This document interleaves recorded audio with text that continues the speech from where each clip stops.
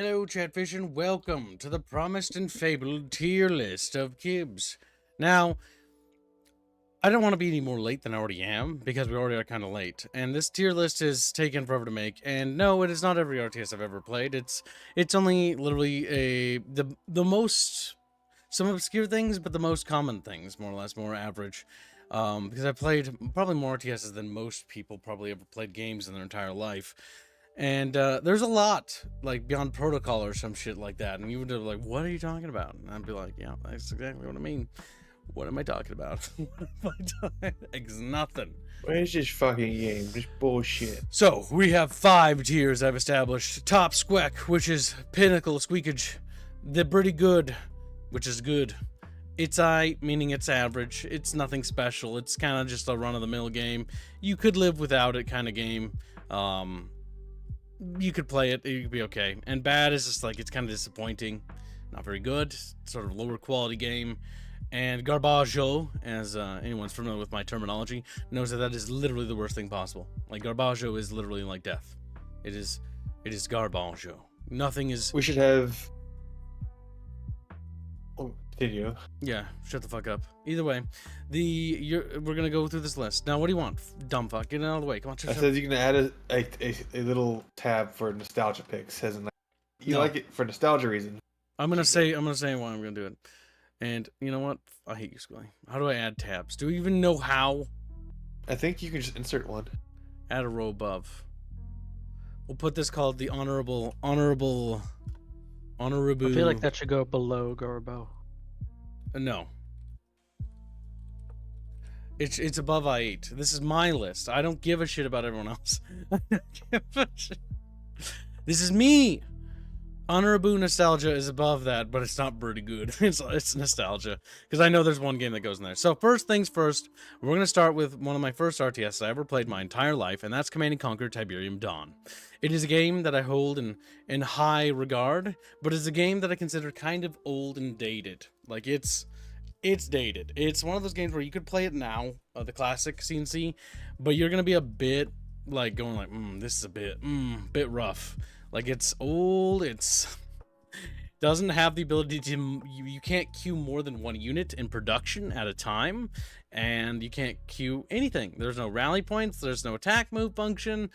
It's definitely what we call an honorable nostalgia mention. Like, it is honorably nostalgic, but beyond that, it's not necessarily, it's one of those games that's fallen behind the times as time has marched on, and yeah, that's all you can really say for it. It's got a great, like, mission and great campiness to the videos and cinematics, and it's one of those things where you can look at it and go like, yeah, this is fun, this is campy. It's got great music. There's a lot about it that I do like. The aesthetic of GDI Nod, just the overall story template of the Global Defense Initiative taking over and combating the UN, because the UN is a, lame duck that doesn't do anything, and GDI is actually an organization that is actually trying to contain and deal with this spread of this terrorist organization called the Brotherhood of Nod, which is a organization dedicated to spreading the will of Cain and his beliefs about Tiberium evolution. And so, they have conflicted interests. One wants to maintain the world order as is, and one wants to subvert the world order and replace it with something new and what is becoming a new Tiberium age. So it's rather interesting. The first Tiberium Dawn is one of those games that just has this classic, like, 90s vibe that just feels absolutely top squeckage. But at the same time, it's too old to be in top squeckage. Former Ghost donates a generous $50. Says, "Good day, Kibbs and company. I will be listening as I go get sushi. Hashtag Monster Hunter Wilds thumbnail." Well, thank you for your generous donation, and we march ever closer to today's goal, chat. However, we're still not there. No, what is it, thank you, fanboy? Harlot, for the... Look at her get scared. Spit it out. So, is Monster Hunter Wild actually listed anywhere? Image Wild, let me see. But, yes, it is. Oh, that's right. Sorry, you're gay now. Where is it? Because it's not coming up on the search. It's in. All right, this should be resolved in private. I'm looking for it. Yes. But, You're interrupting the stream. thank you, Harlot, for the donation. Thank you very much. All right, next up we have is Red Alert 1. Red Alert 1 is kind of falls in the same category as Tiberium Dawn. It's one of those things where it's, more or less kind of a repeat. It's a bit different in terms of overall story, and it's a bit more faster paced. A little bit more refinement, but again, no unit queuing. It's kind of just like you click a unit, you build it, and then you build another unit. And because it doesn't have like a lot of quality of life features like attack, move, and all these functionalities that are pretty nice, it kind of falls into the honorable nostalgia category. It's important. It carries a great deal of honor with it because it helped establish the franchise and helped solidify the franchise. Now, before anyone asks, why isn't Command & Conquer Soul Survivor on here? I've never played that, so... And I know it's an RTS, and that would be technically the next RTS. But because I didn't own it, and I never played it, and I only know of it, all I can say is it's the first, what we call, Battle Royale. It basically is one of the first Battle Royales ever made, and it's, in my opinion, not very good. Just dumb. It's dumb game. Dumb game mode.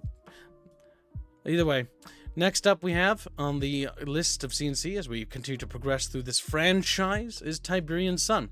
Tiberian Sun improves a lot on the overall engine, abilities, and capabilities of the game. It's definitely an improvement overall. Its atmosphere and story really makes it very good, but it does not make it absolutely top. And the reason why is because it is held back by a couple of things. One, the amount of cut content Tiberian Sun has. Its cut content really just prevents it from climbing higher. It should have had a third faction. The overall product was kind of hindered by the fact that Westwood was kind of burning out of money. And you can really feel that. It is a good game by and large, and it is definitely a game that's worth playing and picking up. And it's honestly a game that is of such a specific caliber that I'm going to need to add another row. And this row is going to be just good, because pretty good is an honorably high level, and good is just, you know, it's all right. It's sort of like, well, slightly better than all right. And that's where it should really fall. It just isn't quite there because, again, it lacked the ability to finish, even though it's got motherfucking Darth Vader in it, and it's got Kane back in it. It's really good. But at the end of the day, falls short, and it falls short for a couple things. Well, it does add things like unit queuing and stuff like that, and it adds a sort of dark undertone and really cool music. It just doesn't go any further than that. Still good. Firestorm is one of those expansions that was definitely interesting, added more missions, but was ultimately just good. It wasn't as strong as Tiberian Sun was, because instead of adding any new factions, like the cut faction for the mutants, or the Cabal faction, it didn't add any new factions whatsoever. It was a continuation, more or less, of Tiberian Sun, but didn't really push anything forward, which made me a little bit sad. Again, very dark atmosphere, very dark tone, more or less a continuation of Tiberian Sun, but the expansion really didn't bring a whole lot new to the table.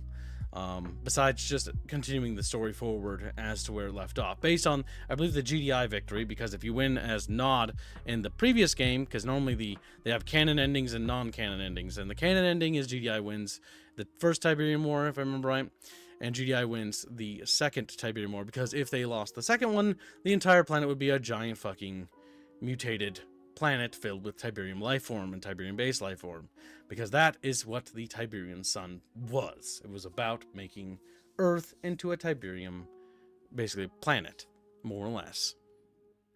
But again, still a good game. Still worth picking up. Still on that list. Still sexy.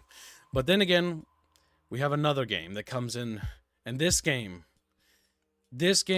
dominates. This is a top squeck moment here. This is CNC's pinnacle. This is when they're climbing to the top, reaching godhood, becoming more powerful than you can possibly imagine.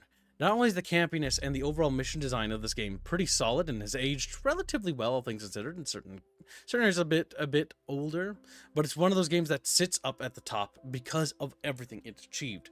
It took what Tiberium Sun laid the groundwork for, and Tiberium Sun is worth noting in this case, and then perfected it, adding garrisonable buildings, improving the veterancy system, and just refining and polishing the overall gameplay loop to such a degree and such a pedigree that it now stands above. And it stands above as incredibly good. Like, it is by far them realizing in that engine the pinnacle of greatness. And the storyline for both the Allies and the Soviets is of such a pedigree. It's so good that it's just perfect. The campiness, it all fits together, and it more or less flows together relatively well, with even the low point missions being just good. Like, that's pretty solid. In the case of Tiberian Sun, you have some missions that are just kind of bad, but most of the missions are overall fun. And so that's what Red Alert 2 stands out. It's got this perfected level of design here. Now, the next one in the CNC list for Kibbs is Yuri's Revenge, and it also is receiving a top squeak. The big reason is that it literally just did what Red Alert 2 did, but kind of polished it a bit more and added another faction for doing so. The only literal criticism I have for this game is the fact that it did not have a Yuri campaign. That's the only missed out opportunity Yuri's Revenge really did. It basically just added more stuff. It polished and refined what Red Alert 2 did in such a degree that it's just up there. It's the crowning jewel. It's good. It's basically like the icing on the cake, so to speak. Like, it makes the package for Red Alert 2 just come together in such a way that's just fantastic. And it's just good. Very good. Very, very good. All right. The next one we have in our Command and Conquer list is Generals. Now, Generals is good. It's just solid. It's fucking really good. Like, it's teetering on the lines of good and pretty good, and the reason why it teeters over here is down to a couple factors. One, this game was lazily made. This game was supposed to be Tiberium Wars 3 and never became that. It became sort of a bastardization and then sort of rolled into Generals and so happened to develop into something great accidentally, and we got very lucky that it turned out the way it did. The big holdbacks this game has that really keep it from going higher is its lack of campy cutscenes. The campy cutscenes are a hallmark in the CNC franchise, and because it's missing these cutscenes, it kind of gates it from actually progressing into its like legendary status. But it is a game of such greatness that it cannot be allowed to fall to just simply good. It is pretty good. It's just awesome. The overall soundtrack, the overall composition, it's just fucking solid. The gameplay really is good here, and there's not much more to say. The missions and the campaign is, I think, the weakest part, and the only thing that's weak about it is, again, they're missing the FMB cutscenes. What a shame! Could you imagine all the GLA and goofy ass Chinese cutscenes and super American cutscenes we could have gotten? That is what fucking sucks.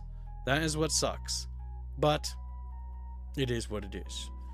I don't know, none of you here are actually CNC fans, are you? So I'm just like talking into a room of no. I'm not the most experienced. I only played the later ones, like Command & Conquer 3 and Red Alert 3 are the only two I really We're played. not even there yet. I had a There's bunch so many of more them Red Alerts to go through. on disc and enjoyed them a lot. I enjoyed Red Alert 2 a lot back in the day. But I don't know, I just kind of lost interest in them. Like, I don't think they've aged super well, personally. Wow. This is some serious racism, chat. Kill Chumba. With love and compassion. Okay. No, don't, Chumba, don't be a sad little guy. Oh my god. Well, he's just a big old sourpuss, kids. You know that. Oh my gosh. So most of your guys' introduction to the CNC was pretty late into its franchise. Yeah, most of the early games I played are more Dawn of War, Battle for Middle Earth, Age of Empires. Oh god, you guys missed a little bit of the out. old StarCraft. You missed out. You should really visit these. These are games that are really worth visiting, chat. The CNC franchise is one of the best strategy game franchises in the market, especially when it comes to base building. They have a really good understanding of base building, and base crunch is what I call it.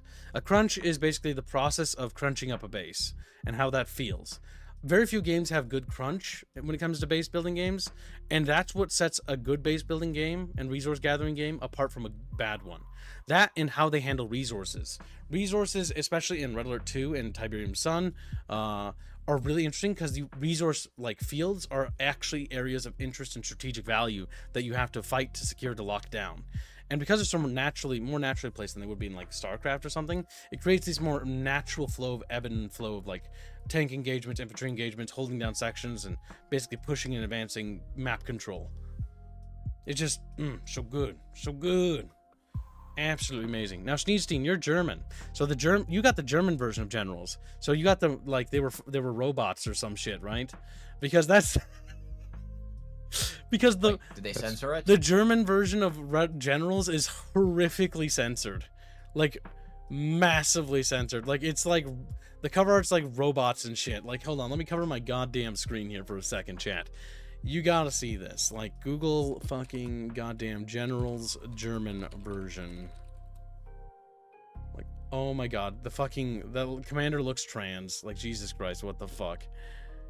It's absolutely repulsive and disgusting. Holy shit.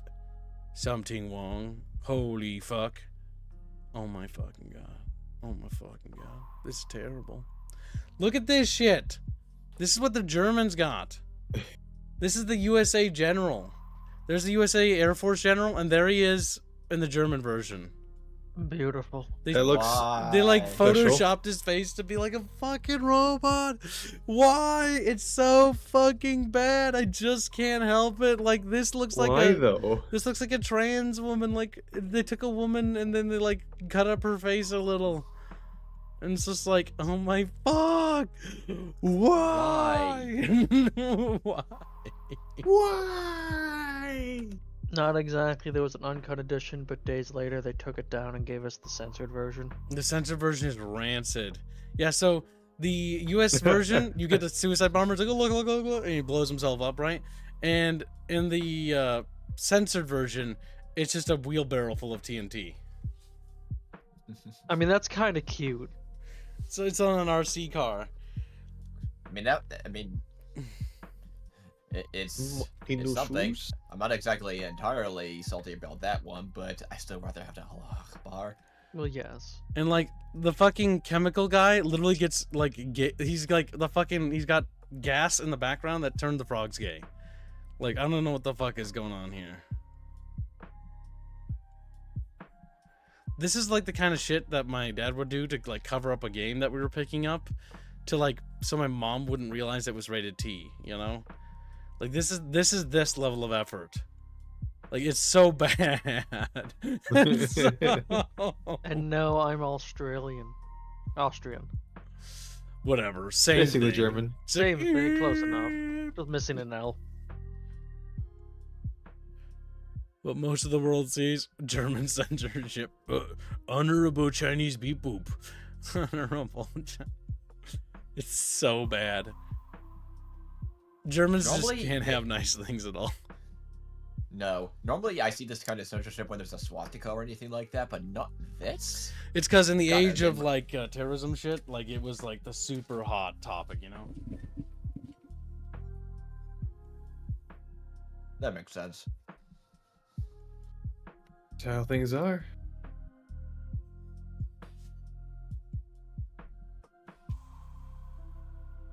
Okay, just have to grab a drink. Okay, dope. Like how smug Aerith looks when Kib steps away. She's just a little bitch. Well, she's. All right, let's see. So You do something. that's generals So and proud general of herself. censorship. It's just fucking funny. It's one of the more goofy things that happened in the CNC history. Oh, Sneedstein is coping. He says the German VA was Kino. Yeah, whatever. Shut up. America was better. America #1. Germany or Austria or whatever, number 77. To go to the bottom of the West. Also, chat, make sure Cookie wins. Yes, remember, you can support the stream by donating, or by hitting the like button, or by just typing things, or by sitting there and staring off into space. It doesn't matter, so long as you're here. Sitting and staring. That's Reggie's greatest skill. Oh, damn. That's mean-spirited. You're So- mean-spirited. General Zero Hour is an expansion, right? It's an expansion, but how does it hold up? And it holds up as top squeak. It's just nothing to say about that. Like, honestly, they basically took what Generals did and polished it. They added cutscenes. Granted, the cutscenes were a little bit low effort. They were just a dude standing in front of a fucking prompter, basically reading a gosh darn fucking like news report. But it was a step in the right direction. And not only that, but they added 3 sub-factions to each of the factions, along with the main factions. So you have a total of 9 sub-factions for each of the 3 factions, GLA, China, and USA. Then you added the challenge missions, which are just like these cool, fun missions where you fight different generals and stuff. That was kind of cool. And then they added, obviously, 3 campaigns for each of the respective nations, with more units to boot and just overall more stuff to play with. It basically took the core concept of what generals was and expanded it in such a way that just really added more powers, abilities, and just made the game more awesome. There's not much else to say, but then 0 Hour just pushes it to the next envelope. Unlike Firestorm, where Firestorm was just sort of like a almost continuation of what Tiberian Sun did, General 0 Hour pushed the envelope forward and did something new and expanded and did stuff with what it did. So much so that it actually pushed 0 Hour into the same category that Red Alert 2 belongs. And that's kind of just simply what it is, Chad. You know, it's where it belongs. Now, this is an RTS list, and we did not add every RTS I've ever played. So we might have to add more as we go through this, because we're missing so many. But I added as many as I could without making the stream last like 2 hours longer than it should have. So yeah. The next up we have is a glorious, well, not necessarily a glorious game. We have Command & Conquer 3, Tiberium Wars. Now, Command & Conquer 3, Tiberium Wars is an interesting game where it's not necessarily a continuation of Tiberian Sun, because they kind of ignored the lore Bible that CNC had made. And because I'm a big fan of this franchise, I know quite a bit about all the things this game does wrong. The first and foremost problem this game suffered from is being made for consoles first in mind. That is what led to squad-based infantry. So when you make squads of infantry, you make squads of infantry rather than individuals. And that just kind of overall hurt the infantry combat, and infantry in this game actually felt incredibly weak versus Generals Red Alert 2 and Red Alert or Tiberian Sun. Infantry had improved quite a bit from what they were in like Tiberium Dawn and Red Alert 1, because infantry were very hit or miss in the earlier titles, right? And they sort of had a better staying power. Yeah, yeah, and I know I'm jumping ahead games a little bit. I noticed that when playing Command & Conquer 3 and comparing it to Red Alert 3, going from squads to individual units, the balance is just so vastly different. Infantry feels more viable when they're individuals versus when they're squads. And because this game, this one's hard, right? It's not that it's bad. It's not bad. It's kind of okay. But it's one of those things where I have a lot of nostalgia for it, so I think if it was a regular interpretation, it should be an it's aight. It's not that good. It sort of betrays the foundations of what came before. It doesn't follow the lore Bible, and so it's kind of taking the setting to a different way, because Tiberium fundamentally has basically changed from a biological terraforming agent used by the Skrin and to terraform the planet, and has been retconned after the planet, because the planet's original lore was that the planet was being terraformed for the Skrin's invasion. The crux of this issue is that that's completely retarded. Why, if the Skrin need to harvest Tiberium to sustain their galactic empire, then why not just seed Tiberium on a planet without life to help it spread? And just do it that way. But the whole point of the game saying that the Tiberium changed the way it did because of what happened in Firestorm, and that's why it's no longer a life form. And so it's like, okay, well, that's not really how it was supposed to work to begin with, and that's also kind of betrays the whole Tiberium life thing and the whole goal of what Cain was, which Cain's goal was to evolve mankind forward into a Tiberium-based life form so that they could survive the Tiberium effect. And so it kind of just doesn't understand what to do with itself narratively. And while it has cool cutscenes and has fun missions, and the Skrin invasion is cool and fun to deal with, and seeing GDI not team up is kind of a cool, like, conceptual thing, it's one of those games that it kind of falls into Honorable nostalgia mention, because it just isn't able to do anything with itself in an interesting way. It doesn't really break any ground in terms of like mechanical or functions for this franchise. It's sort of what we see the first element of stagnation appearing.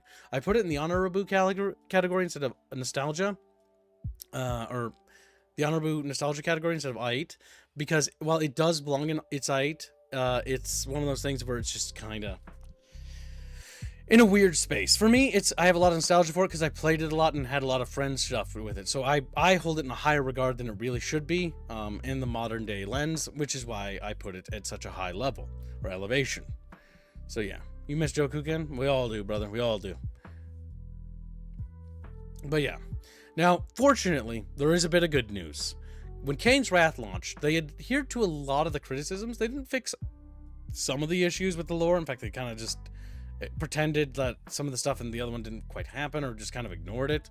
And Kane's Wrath brings back the Tiberian Sun cheese and a bit more of the outfits and the camp aspect that Tiberian Sun had, but with a little bit more dark aspects around it. And so Kane's Wrath actually moves up into it's good. It's held back by the fact that it still fundamentally has the same mechanical issues that the previous title has, but is a better overall product than Tiberium Wars ever could have been. Tiberium Wars being held back by its limited focus and being held back by its console designs and console focus. Now, this is something that's going to be a kind of a problem going forward for the CNC franchise, because you can see that EA is trying to maximize profits for the franchise, but by doing so is ending up putting the games all over the place. Okay, next up we have is, where is it? Oh my god, this doesn't actually organize them by how I uploaded them. That is... Nope. That's autistic. Okay. With your little eyes, do you spy Red Alert 3? Thank God I didn't add everything I did. Red Alert 3. I found it. Oh, you found it already? Okay. Red Alert 3. Oh, yeah, I see her. Red Alert 3 is honestly a return to form in a lot of ways. It basically took the criticisms that were leveled at Command & Conquer Tiberium Wars and basically course corrected the entire franchise back to where it should have been. It's a game that got a lot of weird, like, sort of like hit back, but I think people were kind of having fatigue with the franchise at this point. But it basically takes the setting and then tries to push it forward. And it does push it forward, actually, relatively, to the point where it's actually getting like new mechanics, units are getting multi-abilities, and expanding on naval warfare to the point where naval warfare is a huge focus, and adding a co-op based campaign. Honestly, it's one of those things where it's kind of weird, and I feel weird for doing this, but it puts it at fucking top squeak. It's just, it understands where CNC should be, in my opinion. And the co-op campaign and the whole like design around it, like it was a step in the right direction. And expanding naval warfare and combined arms pushed the franchise forward in an interesting way, and didn't just be a side grade like Tiberium Wars was. Because Tiberium Wars, let's be real, didn't improve anything for the most part. It's just the same game regurgitated again. And it doesn't really have anything that stands on its own merit. And in fact, the Tiberium doesn't even spread outside of the circle it's in. It doesn't have the ability like Tiberian Sun does, where the Tiberium has a natural ebb and flow and it actually consumes the entire planet and will consume the entire map if it spreads. It also mutates your infantry, versus in Tiberium Wars, it just kills them. Like, it's more interesting to interact with because you could actually spend infantry spam that had low health into enemy Tiberium fields, turn them into mutants, basically Viceroids, and then watch the Viceroids just fucking blow up their entire base, and Harvesters. It was a cruel and funny tactic, but you could do it. And Red Alert 3 really just brings the franchise back in that direction of being good. Like, Tiberian Sun, I really want it to be on top squeak, but it's held back by all the cut content. I really, and I mean that, I really want it to be up there so badly, and I'm just like, God, it's held back by some like mission design stuff that just, in good consciousness, I can't put it higher than where it is. But yeah, so that's where Red Alert 3 stands. Out of all of them, it's easily my favorite. Out of the few Command & Conquers I've played, I can name very few bad things. I enjoyed the cutscenes, the campaign gameplay, the multiplayer maps. The maps were really well designed for the lines. There's just so much stuff that just makes it really good, well-rounded RTS that I've rarely seen matched, even among the established titans. That I'm sure we'll get to. Yep, we got a lot. We also are missing some, so we'll have to add some more. Oh boy. All right, so next up we have is the expansion to Red Alert 3, Uprising, which adds more missions, and it adds the challenge commander missions, but a little bit more expanded from 0 Hour, and it actually expands on a lot of those things and ideas. Really interesting. A lot of people have not played this expansion, and there's a reason for that. They sort of just like, Red Alert 3 didn't do as well as they were hoping, and sort of kind of abandoned it to the point where Red Alert 3's Uprising sadly did not actually receive multiplayer or co-op campaign support. Meaning that all those commander co-op or those commander missions, and there's a lot of them where you unlock, you do challenge missions to unlock units so that you can fight other commanders, and it's really cool. Like, it's basically just 0 hours Commander challenge mode, but better with more expanded stuff. And it also adds like a new campaigns, it adds new units, and adds new sub factions, just like 0 Hour did. But for whatever fucking reason, it didn't get multiplayer balance or support. And so because of that, it's actually held back from being top squick and is now pretty good. It's fucking solid. It's worth playing through. Not many people have played through it. And I understand why, because it's kind of obscure. But it's one of those things where that's what holds it back from being up where Red Alert 3 is. It's kind of an awkward step backwards while taking a step forwards at the same time. Which is kind of annoying because, goddamn. Again, had Uprising had multiplayer, it would have been, again, another massive step in the right direction for CNC as an overall franchise. But for some unfathomable fucking reason, they just didn't want to give it fucking any proper support beyond that. So, that's why it falls there. Makes me sad, Chatfishies. It breaks me widow heart. So, next up we have is the last CNC in the CNC franchise. And, honestly, it's without a doubt, it needs to be placed where it rightfully belongs, which is obviously down here. I don't know why anyone was thinking for a moment that it should be anywhere else. I was gonna say, that is one of the weakest fakes you could do, Gibbs. No, that is Garbago. Now, I would put this in Garbaggio, but that would actually be a lie. This is actually just bad. It could be alright, in fact, and the reason why, and this is actually a controversial drop, and I know it is, because many of you are probably expecting me to put it in Garbaggio. Garbaggio would be disingenuous. Garbaggio is truly terrible and borderline unplayable, so much so that you hate or regret your time in it. The thing is, Twilight, Command & Conquer 4 Twilight, is a bad Command & Conquer game. It's Garbaggio as a Command & Conquer game. However, as a game, independently, it is actually an okay, badish, not very goodish game. It's just not good. It's not worth playing, and so I put it in the bad category because it's not worth playing at all. Now, the reason why I don't put it in Garbaggio is because, again, I'm talking about these games as games, not as in the greater continuity of things. But I guess if we were to do something like a fucking honorable fucking Garbaggio, it would be there. It would be there. But yeah, it's bad. It's not worth playing. I think it's definitely a passable game. Or not passable, but passing on it game. But it is by far not the worst RTS I've ever played in my entire life. It is one of the games that I hate the most, but I hate it for a different reason entirely. And I hate it because it killed the franchise. But that alone isn't actually a viable reason to put it in Garbaggio status.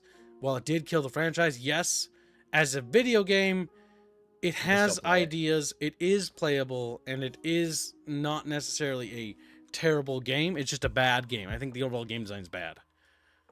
And I think that's what it is about it. But as a CNC game, it is Garbaggio. But that's why I put it in the bad category. Because it's just not good. It's not good. Not gonna happen. Not gonna happen. But yes. What franchise next? Next up we have is the Battle for Middle-earth franchise, which again, We know where that's going. is a Command & Conquer. Well, you don't know, because I'm gonna put this in garbage. Oh, That's great. that's completely out of Cancel character. That's completely out of character. Cancel. So, Battle for Middle-earth is the Lord of the Rings Command & Conquer game. This is a Command & Conquer game, period. It's built in the Sage engine by the CNC team. And so, the thing is with Battle for Middle-earth is it is aged, but it's not that it's I8, it's not honorable nostalgia. It's actually, how to put the first one? It's got the original VAs, it's got fucking, I think, this one either has Christopher Lee or it has, no, I think it has, no, does it have, yeah, no, it has Christopher Lee and it has the other guy as as Gandalf. And they actually voice act both the Good and Evil campaign. And while it is kind of dated in terms of comparing it to the other ones, as a game and as its own, RTS-wise, it's actually just fucking pretty good. Like, it's fucking solid. And, no, it's fucking top squeak. It's top squeak because literally everything about it is fucking gold. And the fact that you can save Boromir's life and fucking Boromir will stay in the campaign really threw me for a loop when I saw the movie. He won't say anything, Really but threw he's me there. for a loop. Nice. Like, wait, why is he dying in the movie? He's not gonna die, is he? Dead and fucking. It's the Battle for Middle-earth one is just top squeak. It's top squeak because A, the atmosphere. B, the music composition. C, the overall story of the campaign is just following the movies. D, it's all fucking VA'd by fucking people from the movie. Like, a lot of it. Like, they have Christopher Lee in it. That alone makes it, as an experience, a very good experience and worth experiencing as an art piece. Even just ignoring the gameplay factor. And the gameplay is actually aged rather well. It's actually quite fun to play. I do think that it is kind of... The sequels actually took it in a more fun direction, but just because the sequels took it in a different direction gameplay-wise, doesn't mean that its actual gameplay fundamentally changes. In fact, it's just one of the things where it's just fucking goddamn pretty solid.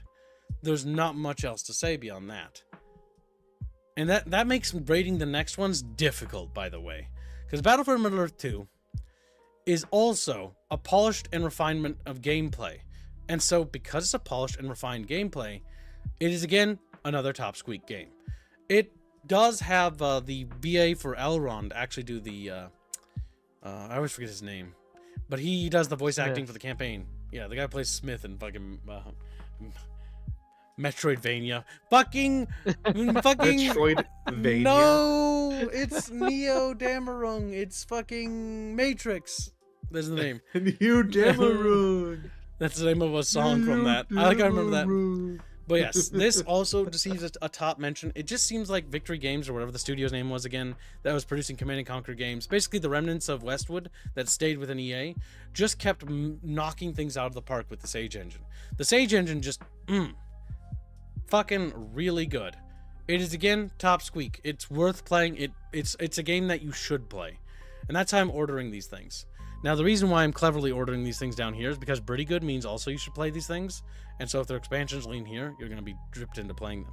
I know, I'm pretty clever. Mr. Anderson. Uninstalls all CNC from my computer. You would do that, wouldn't you? Yeah. Yeah. Me rapier. Yeah. The next one we have is Rise of the Witch King. Rise of the Witch King is pretty good. And the big problem why it's not at the same level as the other ones is mostly due to the fact that while it does improve and refine things again a bit further, campaign-wise, the Witch King campaign was fun to play and see the Ingmar lore, but I felt like it didn't do enough with itself. Like, Battlefield Middle-earth 2 introduced like heroes and making custom heroes and lords in the game. And Rise of the Witch King, because that's the big thing, right? Battlefield Middle-earth 2 refined and polished things further in base building and stuff like that. We could custom build walls and stuff, and so it had a lot of... Manufacturers were good. Yeah, it had a lot of options. Rise of the Witch King is good. This is not a mark against it. But it didn't do the same amount of new things that the other one had done. Like, Battlefield Middle 2 added a conquest map where you could conquer territories on the map. I forget what it's called, but yeah. But also, for for Rise of the Witch King, one thing that was disappointing me a little bit was the lack of an Arnor faction. Yeah, because we got, what, 3... We got the Angmar faction, which is a nice addition, but I was expecting Arnor, and if I recall correctly, wasn't Arnor just a reskinned Gundor? It's like, that's kind of disappointing. Mm-hmm. Have I played it on stream? Yeah. I don't think I've played it on stream yet. Getting Rise of the Witch King to work and getting BFME 2 to work usually revolves in breaking one or the other. That's how these fucking old-ass games work. Rise of the Witch King is a pain in the ass to get to run, but once you get it running, it works. But yeah, you can find those on Abandonware. But Rise of the Witch King is good. But it's basically just more of 2. And that's not a bad thing. It's definitely worth playing. That's why it's pretty good. Pretty good.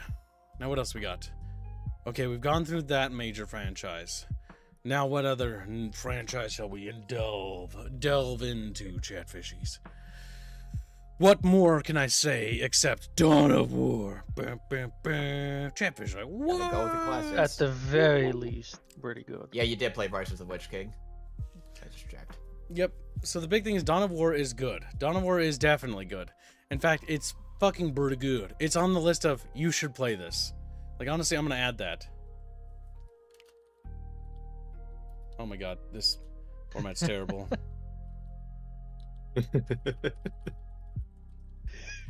That just does not get better. Oh my. Okay, no, listen. Just do pretty good. Pretty good. Oh my god. Pretty good. Say Brittany good. Pretty good. It's pretty good. Yeah, Dawn of War is definitely on the... Okay, so Pretty Good is games that I think you guys should play. Top Squeak is games that if you haven't played, you're going to be beaten to death later. You're gonna be... Yay! And by extent, because I put 0 Hour here, you have to play Generals. You see how I did that? Pretty clever. Pretty clever. I don't think mean, I've ever really actually played the Battle for Middle-earth games. They're fucking awesome. Everyone's it. But yeah, so Dawn of War Although- is one of those games where it fucking has this cutscene that's made by the Hungarian animation team that does a lot of really good cutscenes and CGI openings and just has a amazing reputation, honestly. And it's just a solid game. It starts off like sucking you in with just the fucking badass intro, the badass fucking main menu with the fucking just like grim music and shit and like overall texture. It's what really sold me on the Warhammer 40k. It's my introduction to 40k as a franchise properly. Same. Dawn of Okay. War 1 is what got me into 40K. I saw Dawn of War as a kid, didn't understand what I was looking at, and thought it was something else. It was so good. Oh my god. Dawn of War, okay, so a long time ago, when I was a little kid in a mall, I've said this story before, but I got lost from my parents. And when I got lost from my parents, I ended up in a Games Workshop. But I didn't know that at the time because I couldn't read properly. But I was in a Games Workshop, and I know because of the models. The models and the logos and the old logo stuff looks like shit that's 40k. And the GW employee there was super nice to me, and I just sort of like sat there, and he was like showing me the Warhammer stuff until my parents came to come get me. And then my parents finally did come and get me, and then, you know, I left. And I remember that moment in there when he was showing me this stuff, and I was like, that's so cool. And I could never figure out what the fuck that was. I'd asked around, and I didn't know we had a video game of Warhammer 40k because I couldn't even recognize the similarity, called Space Hulk for the Sega Saturn. And so that was like one of those things where I was like, God, what the fuck is that stuff? And I remember seeing this in PC Gamer magazine, this massive 2-page diorama dedicated in PC Gamer mag of just this huge battle with Captain Gabriel Angelos fighting like orcs and shit. And it looks so amazing. I remember my dad and I looking at that fucking magazine and being like, holy shit, this looks cool. And I remember like, Dad, that's the thing. That's the fucking, the toys stuff that I saw that you can't remember for some reason, but I do. But I do. And then your dad disciplined you for saying fuck in front of him. No. At that point, that's when we bought an entire GW store stuff, if I remember right. Because one GW store was going out of business once after we got into Dawn of War. And when they were going out of business, it was in Hawaii, right? And they're doing an auction on all their stuff to get rid of everything. And that's why I have so much fucking Games Workshop models. It's not even funny. I've got like tanks for Tau. I've got like fucking orc vehicles and shit. I've got like Eldar Sisters of Battle vehicles. Some of them are metal, some of them are plastic. Most of them are plastic. And then like a bunch of fucking orcs, fucking tons of Space Marines, Tyranids and shit. And I've just got this mixed mash of tons of 40k shit. And I just like Imperial Guard shit. And I've never fucking done anything with it, but I just have it. I don't even know how much the money is of that. This is like several it's in a massive like 2 totes worth of fucking Gibbs just shit. hosts a Bickering bunch auction to sell old 40k stuff. Never. It's mine. I will sit on it because when I die, it'll gain more value. It'll be Kibbs's shit, therefore more valuable. Kibbs' Into shit. garbage it goes. But yeah, You make it sound like you're being thrown. Dawn of War, fucking awesome. Has an amazing campaign and basically was my first Relic strategy game that I think I'd ever played. And the overall feeling of like these massive battles and massive squads of super armored soldiers fighting like orcs and shit to save little humans is running away and going like, eh. And these cool like guardsmen dudes that I really, really wanted to play with, but like in the game, you can only like use them in a couple sections. That was so Didn't fucking get awesome. Yeah. Oh goddamn! But yeah, Dawn of War 1 was solid. Now I gotta find where the rest of the fucking Dawn of Wars are. God, Winter fucking... Crusade. There's Winter Assault. Where? My eyeballs don't work. Winter- Up 2 and right 2. Winter Assault. Winter Assault basically added the guardsmen and added the campaign, and while that added good and bad campaigns, and while that sounds cool, adding a whole faction and stuff, it was just good. It was not nearly as good as the first game because the missions were incredibly short and kind of disappointing how short the campaign was. And it also broke the game multiplayer wise because the grenade launchers. Oh my god, my dad wouldn't stop complaining about how broken the grenade launchers Oh, I were. loved how broken the grenade launchers were. It fucking like ruined the multiplayer for that fucking game. And so You say ruined? I don't know. It was great. while I it is loved it. good, it is more or less a continuation of what Dawn of War was and did really nothing with Dawn of War. And because it did nothing with Dawn Pretty of War, much. it's what kind of held it back. Yeah, it was also one of the early signs, for those that remember it, of relic balancing as being garbage, and because patching wasn't much of a thing during these times, I think you had to do it manually. Speaking. were- Sorry, go ahead. Good finish. Yeah, it's like you couldn't really update them. I mean, the guardsmen were nice, but the campaign was the mission design. It wasn't nearly as fun. It was a fun. The Guardsman campaign was a fun little campaign. But speaking of balance, Dark Crusade. Oh, that's a fun one. Dark Crusade, It's at where the is it? top Yeah, row. very I top found mid, it. right? Dark Crusade is goddamn pretty good. It's The balance is dog shit for multiplayer. the balance was dog shit, but the addition of the campaign map and the ability to play as any of the factions was super cool and fun. And just overall, the game really just sort of came into its light again and sort of was back to where it was. And that's kind of all there is to say about it. Like, it's just pretty fucking solid. It was a more or less return to form, and the addition of the Tau and Necrons were super cool. I have no idea what the fuck the robot dudes were, or the weird fucking Asian dudes that I thought were just Chinese people until I saw them without their little helmets and they were blue. their They hooves. were blue. Oh my god, the Chinese became blue. I'm like, wait, what? Chinese people are aliens? Chinese people are aliens. It all makes sense. I remember the Necrons and the Tau, the stuff you can do with them. Oh my god, good luck fighting them in multiplayer, especially the Necrons if you let them get to late game. No, or mid to Necrons were late game. actually just unbeatable with certain Yeah. planes. They were completely busted. And then you throw in the mods like Titanium Wars. Dark Crusade has a Let's lot not of deal with replay mods. value. We're gonna focus on the actual games. Yeah. Yeah. Because we're gonna be Yeah. here for too long. Now, Soulstorm second row. Soulstorm second row. Soulstorm somehow took what Dark Crusade did and fucked it up by just not being as interesting. Yeah, it was worse. It just The it campaign felt was not kind as of good. it felt kind of soulless compared to Dark Crusade. It didn't really have the soul that Dark Crusade did. It just sort of fucked it up. Like, Its balance It was changed- also just as bad, if not worse, in some ways. The campaign, they messed up a lot of the mechanics, such as the way you build bases, garrisoning everything. It made it harder to defend against the enemy. The stronghold missions are not nearly as good, and the Dark Elves and the Sisters of Battle, like Rapier said, the balance is not as good, and they were not nearly as fun. This They is felt Battle. gimmicky. Both of them felt relatively gimmicky. yeah, it just wasn't as interesting. I just honestly, Soulstorm, I remember my dad and I playing it, and we were just like, we went back to Dark Crusade because the campaign was just better. Dark Crusade definitely has the better campaign. Dark Crusade's just better. It's just better. Yeah, where even Dark though Crusade also had a good intro too. Soulstorm's good, but it's one of those games that if you didn't play it, you're missing nothing. You can honestly skip it. You can skip it, baby. Chatfish's baby. Dawn of War 2. Dawn of War 2 has a lot of issues. One, it fundamentally betrays what Dawn of War 1 was. Like, it does. There's no base building. That sucks. The multiplayer sucks by comparison to Dawn of War 1. It's just an all-around inferior game, except its campaign. Its campaign is better than all the other Dawn of Wars because it's actually more of an RPG. It's not really Dawn of War, is how I'd put it. It's not necessarily like bad, but it's pretty good. And that's what actually elevates it to pretty good status. While the multiplayer is completely passable, as a game, it's just not interesting.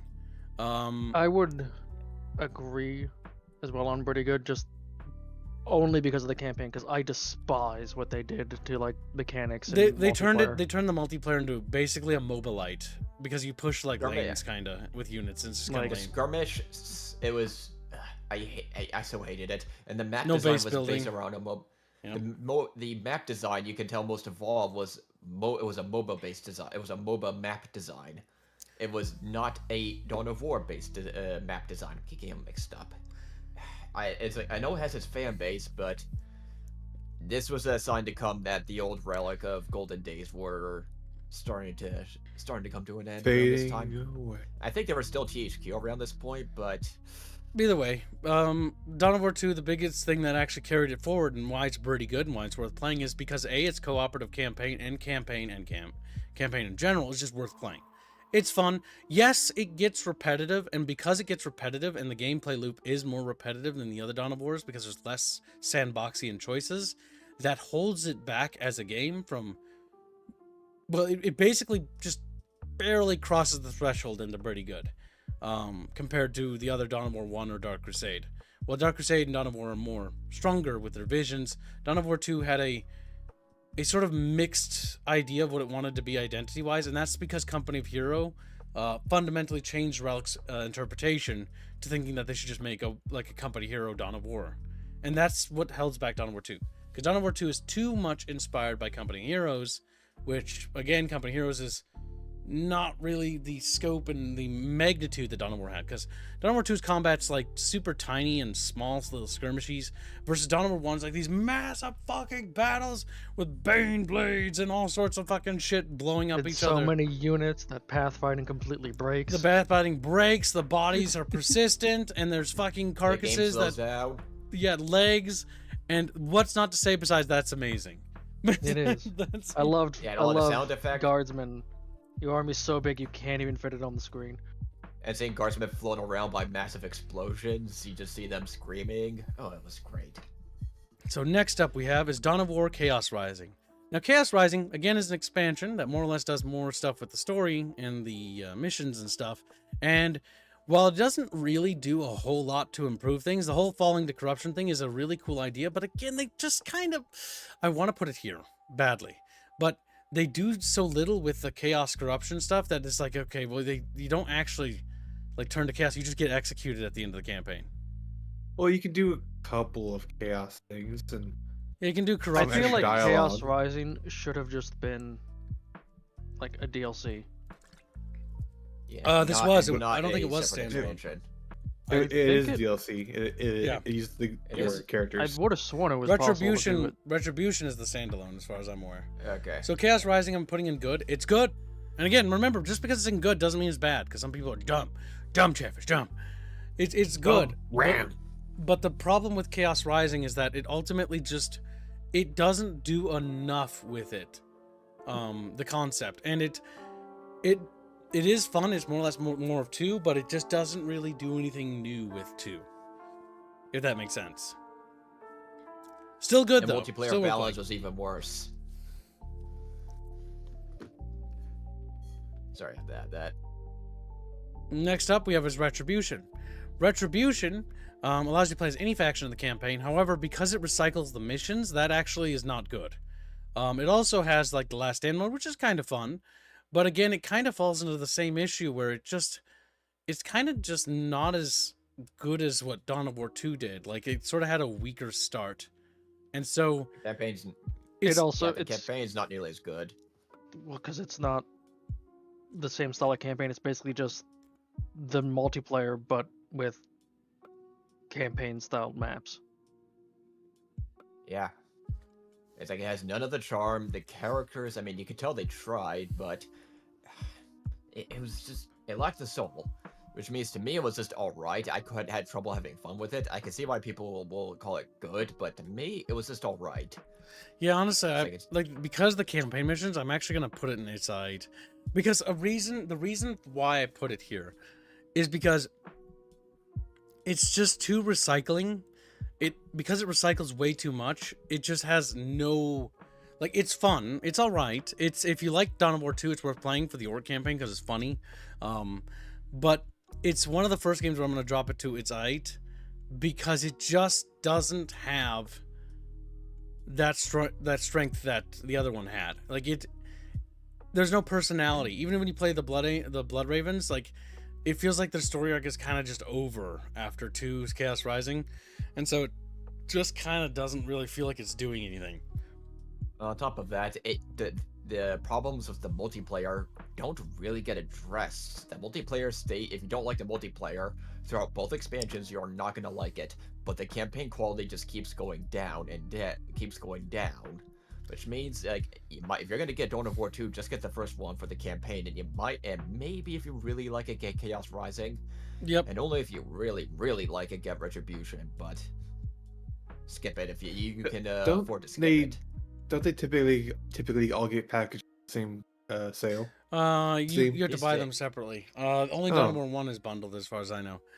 That's odd considering I have all three. Yeah, Yeah, Dawn 'cause of I War gifted 1 it is to you get all three. Yeah. bundled as like just a single purchase now, which is nice. Mm-hmm. So the next up we have to talk about, now that we're moving past Dawn of War, because yeah, Dawn of War. Wait, no, you're missing one. What Dawn of about War. 3? I've got a lot to say because I'm thinking the only one here who's actually beaten it. Before that, though, Spider Pig donates $2. Ah! Keys, behold, Keys. an ancient relic of the chapter crub. Silent Spider Pig. And he says cookie.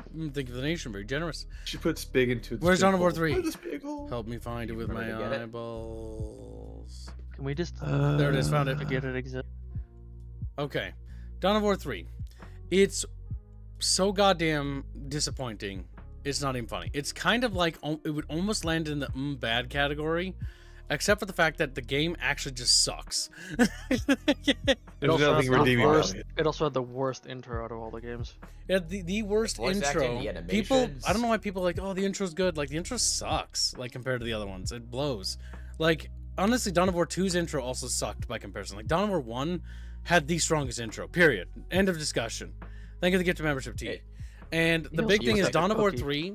No. The fundamental problems with it is that gameplay loop wise, it just wasn't very good. It sucked. It's mission design. You get so fucking sick of it after like 15 minutes. It runs into what I call the Supreme Commander 2 problem, because that game does that too, where you start playing it and you're like, this feels wrong.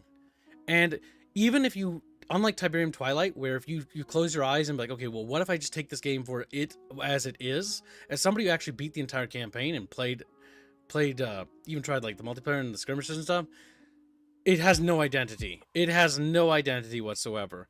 It doesn't know what it wants to be. It has no clear idea. Fuck, it's ass. It's ass. Dawn of War is one of those series that started strong, but then once 2 came, began its slow and what seemed like a graceful decline, but then Dawn of War 3 came out, and it's like, okay, let's take this graceful decline and let's just hammer it into the ground. Hammer it into the And Make it I worse always if like to you remind win. people, much of the original Relic people wanted to do this MOBA RTS hybrid, more MOBA, let's be honest, intentionally. It's like this, they wanted this, and you see it especially with the skirmish. Just take the Dawn of War 2 multiplayer and just add you the ability to control MOBA mobs, and that's it. It was. You can tell Relic has lost its way, and these are the original Relic people that lost its way.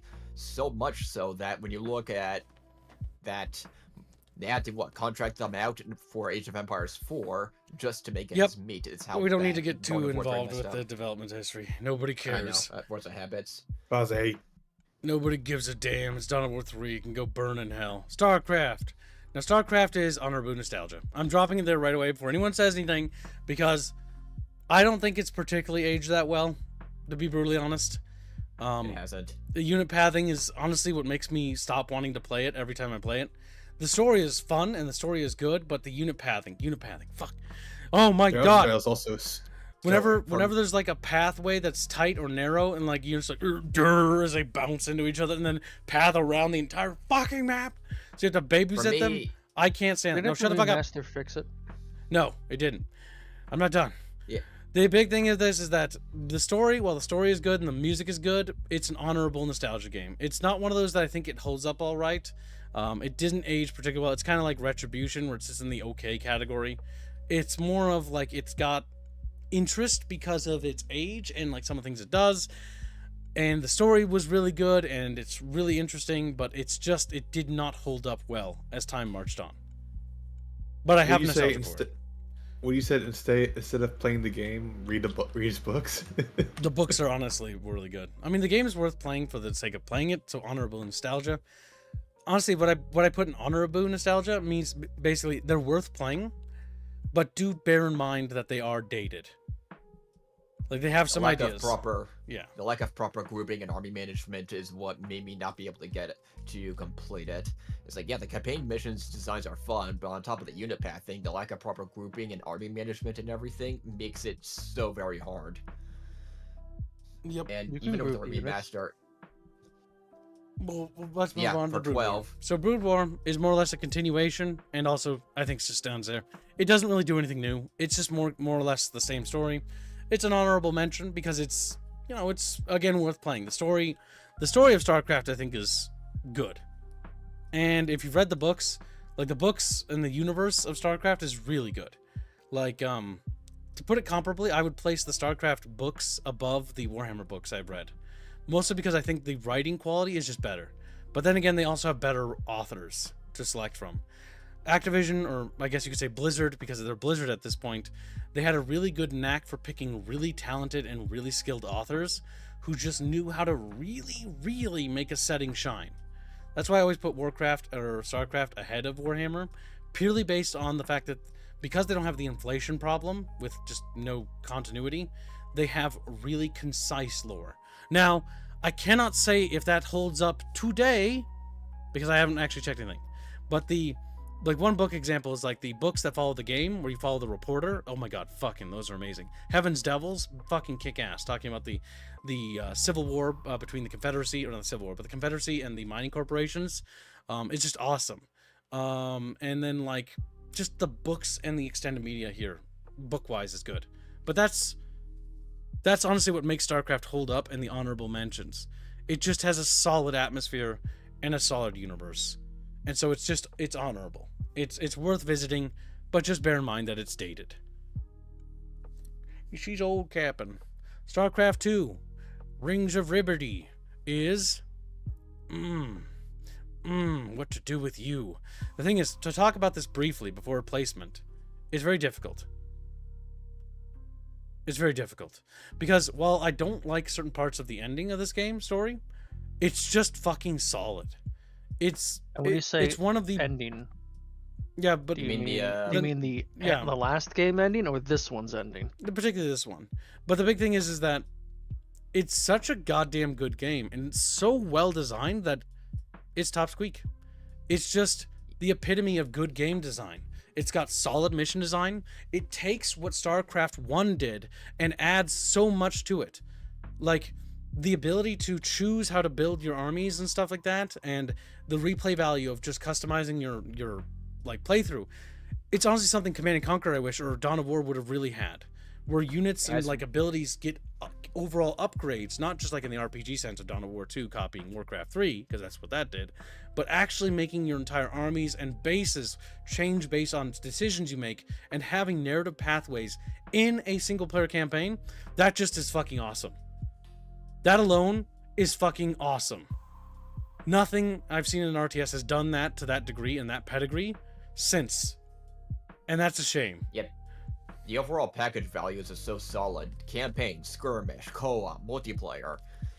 You rarely get a value package and a well-priced package on bit of this high quality. It is honestly one of the must-play RTSs. There is going to be something for everybody. If you like co-op, there is co-op. If you're a competitive multiplayer, you have that for you as well. And Kibb's already talked about the campaign. While some of you may not like the story, just from a pure mission design and gameplay perspective, it is among the best. Yep. Honestly, StarCraft 2 trilogy playthroughs are honestly something I look forward to.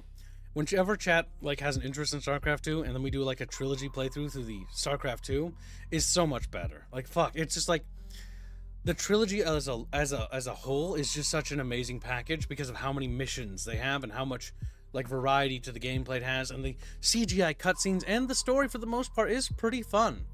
While I disagree with some of the executions and overarch plot things, a lot of how the characters do stuff is actually really interesting. I just wish that certain things like Rainer's pistol not disappearing, or you know, the romance thing being kind of just like really don't feel it. Like I feel like at this point that sort of ember should have died ages ago. Kerrigan not turning into a space whale, but I'm just at this point. Honestly, that whole plot thread is dumb as a whole. But either way, next up we have is StarCraft Heart of the Swarm. Now, Heart of the Swarm, honestly, it's difficult, right? it doesn't really technically do anything new than what the other one did. And because it didn't really do anything new, it didn't pioneer, but it's under the you should goddamn play it. Because if you played StarCraft 2, honestly, it feels weird putting them separate. Like, it feels like they belong here. It's difficult to honestly rate this one because Heart of the Swarm is just more or less more Wings of Liberty, but you play as the Zerg, and it's got the same, like, decisions and stuff and all that, and it's really fun, and like the ending of this one is actually stronger than the previous one. Fuck, it is. Oh, it goes up here. The fucking Siege of Core Hall is fucking badass. Like, we cannot put it lower because of the Siege of Core Hall. That alone is what helps define this whole game as a whole. Because while it is more or less a continuation of what the previous one did and a refinement and polishing of that, it does so perfectly that it just cannot be brought lower than where it stands now. It is just, it's perfection in terms of design. If I were to give any criticism, it would be that you could tell at this point the story was starting to show its holes in some ways, but in my opinion, it was not enough to make me really hate it. Yep, I mean, the thing really is, get annoyed. While the story, okay, so we'll talk about the story more in depth when we get to Legacy, because that's where that starts to creep in a lot harder. But overall, as a game, its campaign is so good that it's on the best campaigns list. Like, its campaign is really worth playing. Like, there's nothing more to say. Upgrade.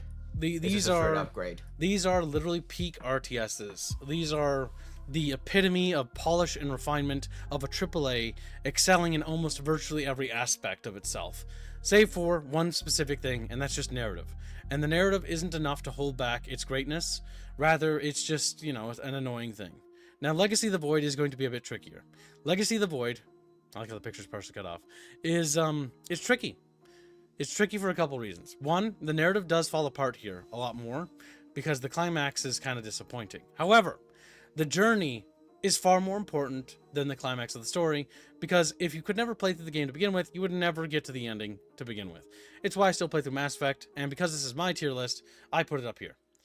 Yes, it is a weaker title in terms of narrative, but because the mission is and the mission structure is so strong, and gameplay is just as strong as Heart of Swarm, and they get fucking goddamn Q in this game. Fucking Q is in this game, and he's just being a piece of shit. Oh my god. He's always a piece of shit in everything he's in, but he's fucking fantastic here.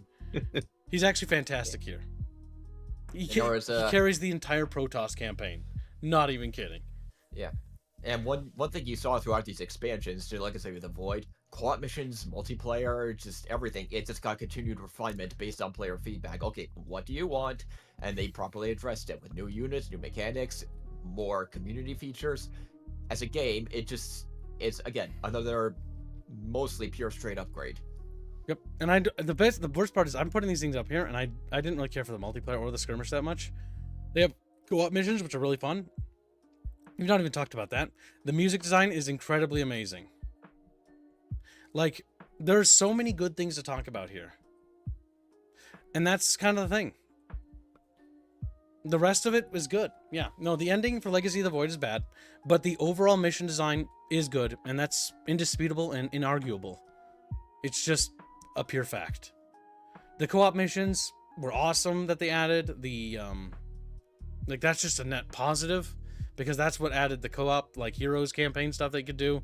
And that was just pure positive. The only thing that sucked about Legacy of the Void was the ending. That blew. That blew. The mission was fun. That's honestly what makes it teeter-totter on the edge of being dropped down here. But because of the mission design being solid all the way to the end, and being a well-designed game, ignoring the missions, the game succeeded at its mission priority. And the mission priority of any video game is to be a good game. And because it succeeded at that aspect, to drop it low would be dishonest. Yeah. No matter how dumb it got. Yep, no matter how dumb it next? got, yes. It was still a good game. Age of Empires? We should do, I think because we're already on Blizzard, we should get Warcraft out of the Yeah, way. Warcraft. So Warcraft, 1 through 3. Okay. now this is going to be difficult, right? I should technically put the remaster in here, and I didn't Google the remaster. I got to get the PNGs for it. Son of a bitch. Oh yeah, Alright, I'm gonna there was a stuff this right remaster for here. the original as well. Yeah. Yes. For 1, 2. I don't have that up here, and that needs to be up here when we talk about. Also, we forgot one thing: the CNC remaster. Where is it? There it is. So the CNC remaster is. It's not just honorable nostalgia. It's actually better. It's honestly not. I can't put it in pretty good. I have to put it in good because it's dated. It's still just dated game design. I mean, it's The a missions kind of game. they left the flaws in as they were, and so if you're gonna play it, you're better off playing the original Red Alert 1 and Tiberium Dawn and this. But yeah, that's where this belongs. It's good. It's just, you know, it's got the problems of being dated. They did improve some of the quality of life functionality, but it's just that's it. Oh, it makes me sad. Makes me sad, but that's where it has to sit, Chatfishies. Ooh.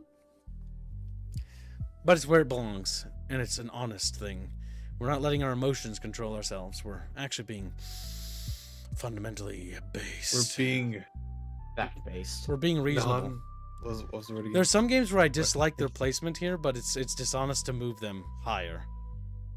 And there are certain games that are on the high list that I actually would want to move lower. Like Legacy of the Void, I actually want that to be lower, but because it succeeds in everything that fundamentally it needs to be good and top squeak, by principle, it deserves to stand where it stands, despite my complaints about it. Hello, Baffios. Beefio. Bathy boy. We're on Warcraft now. All right, so wait, no, I gotta Google Rough. things.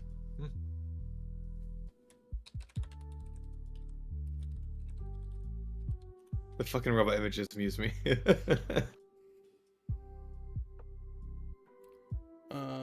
Do they have different cover arts for them? Okay, they sort of do. You could use the logos. There's the Warcraft 2 remastered image.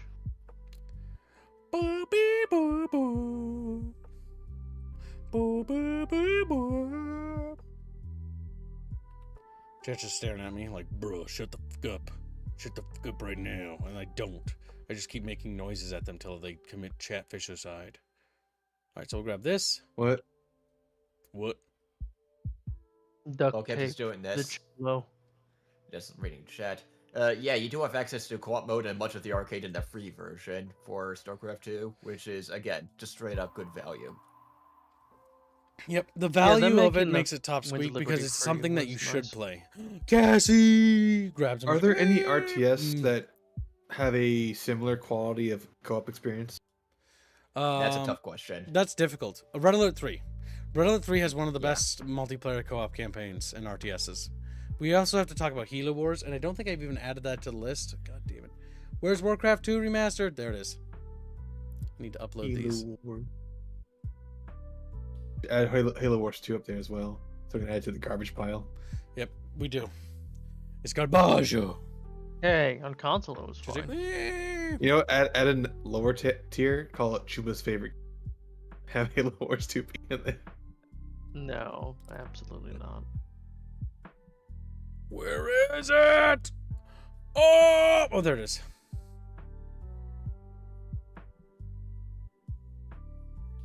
There. Can we slide these up here so I can find them easily?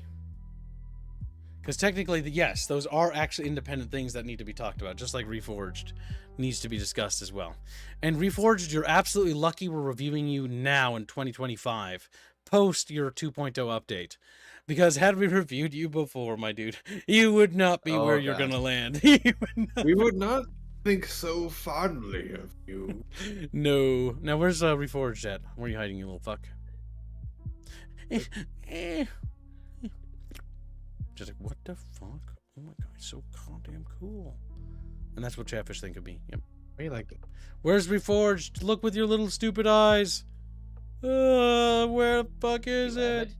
It's on here. I know I put it up here. I saw like Arthur's face earlier. I don't know where it That's went though. Frozen Throne. Yeah, it's Frozen Throne. Where That's is not it? it. Oh, it's a logo. It's a logo, I bet.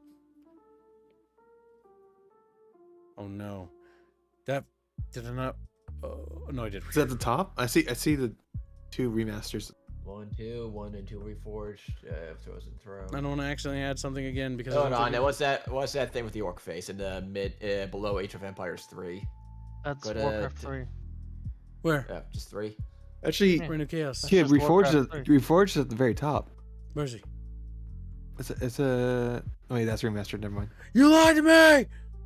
Stupid You lied to squid. me! You might need to look for it. All right, well, we'll look for it in a second. First, let's sort. We'll do that one last. All right. So Warcraft 1, it's bad.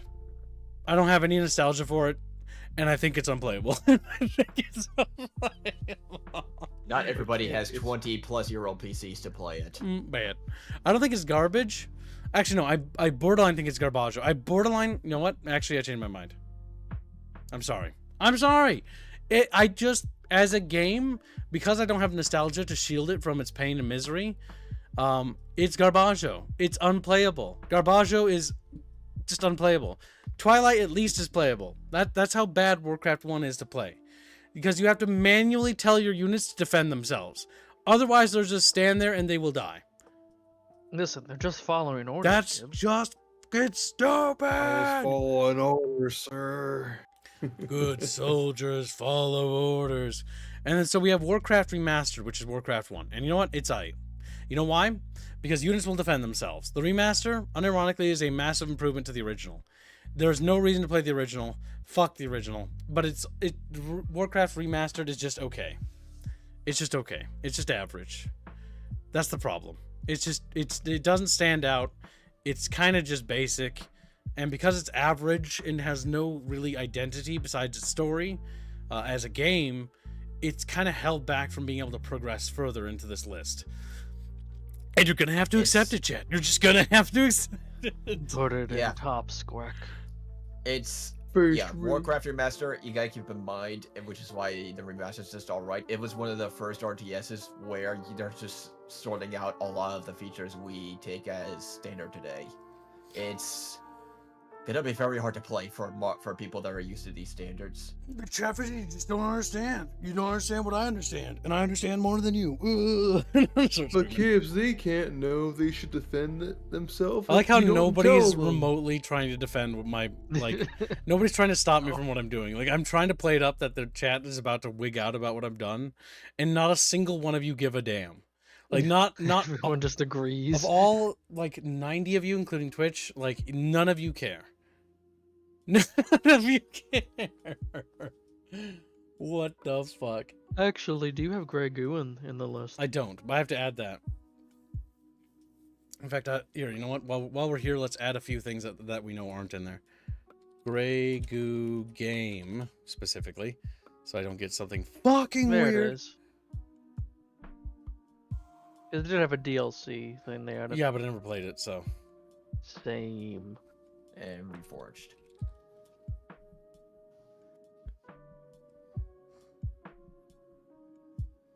No. Grab the picture. Put the picture in the folder. There's two right there also. You know. Press that button. In the bag. I want it The in the bag. banners.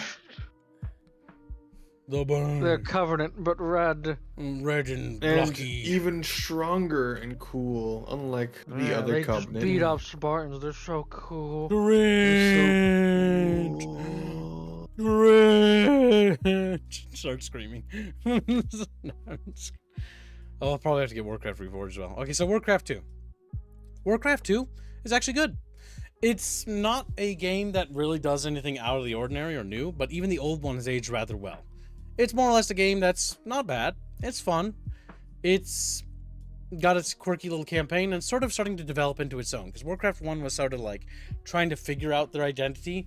Warcraft 2 starts establishing this identity and starts to really expand the idea of what Warcraft 2 is, and which is why also the remaster holds the same location. Oops. It's also good. It's just more or less a good game. It polishes some things, but more or less it didn't really need to do anything to polish anything, because well, the Warcraft 2 is pretty functional as is. The only one that really needed a quote-unquote remaster was Warcraft 1. Hell, Warcraft 1 didn't need a remaster, it really needed a remake, actually. That's the right Spunky Monkey. He's like, Spunky Monkey. Spunky Monkey. It's the best nickname, don't fucking lie. You love it. Back monkey. When you go to sleep, you're like, yes, I am Spunky Monkey. I'm so full of spunk, it's great. Warcraft 2, solid RTS, solid all around. Warcraft 3, I put it in the pretty good category. The pretty good. Oh, damn, no. It's not pretty good. It's better. It's top squeak. The reason why it goes to top squeak and instead of pretty good is because goddamn is it worth playing. A campaign run in Warcraft 3 is just solid. It's all around solid. It's just fun. You have like characters, they level up, you get items, and the campaign and the story is fun. It's a little bit of the 2000s like edgy, sort of like into the world bullshit, but that's charming. And it has aged relatively decently, all things considered. Especially for the time. It's similar to StarCraft 2, where just there is something for everybody: skirmish, multiplayer, single player, community support. It is just such a good, the custom game modes. It is such a good fun package. As you can see, I'm a man who tastes Chatfish. The custom games that literally gave us entire new game genres. Yep. Not Moogie. It did. It spawned entire genres. And Warcraft 3, and also because of Warcraft 3 and Frozen Throne, what Frozen Throne did is just perfect the formula of Warcraft 3. It also deserves top squeak as well. And the campaign and the story and the gameplay is just solid. Playing through both of them is an absolute must. It's sort of like the StarCraft trilogy having to be a trilogy. The Warcraft duology has to be a duology. Because in order to truly enjoy this experience, you must play both. That's why Red Alert 2 and Year's Revenge are back-to-back as well. Because they have to be enjoyed together. Look at that Look at that logo for it. Look how happy he is. He's like, hey, it's me. I'm creeping on you. He starts tickling Chad like, no. But yes, solid campaigns all around. Yeah, the top squeak lists are definitely just A-listing games. Like, these are A-listers. These are top A-listers too. I've made a beautiful list already. Oh my god, I'm just fucking orgasming. Can't wait over for how top amazing this squeak is. to just have the most games in it. Honestly, because most of the games I play are usually gold. No, I'm kidding. We have not. We're mostly going through the big titans right now. Once we start getting to the obscure things are gonna get a little goofy. Vote now, chat. Which category will have the most games by the end? Right now, top squeak is looking pretty strong, but that's also because we're picking among the A-listers. So we're gonna see some top tier titles. Have quite a lot. Yes, all AIT is the problem with RTSs is AIT is gonna start getting very big. Very. Okay, let's do something a bit more obscure. We gotta mix it up because I don't want to do all the fucking amazing things first because there's so many good things. Wait, no, wait. We forgot Reforged. Yep, Reforged is. We need to talk about that. And if we don't, Chatfish, like Stirhub will die. He's like, ooh. I don't think you grabbed it. I don't think so either.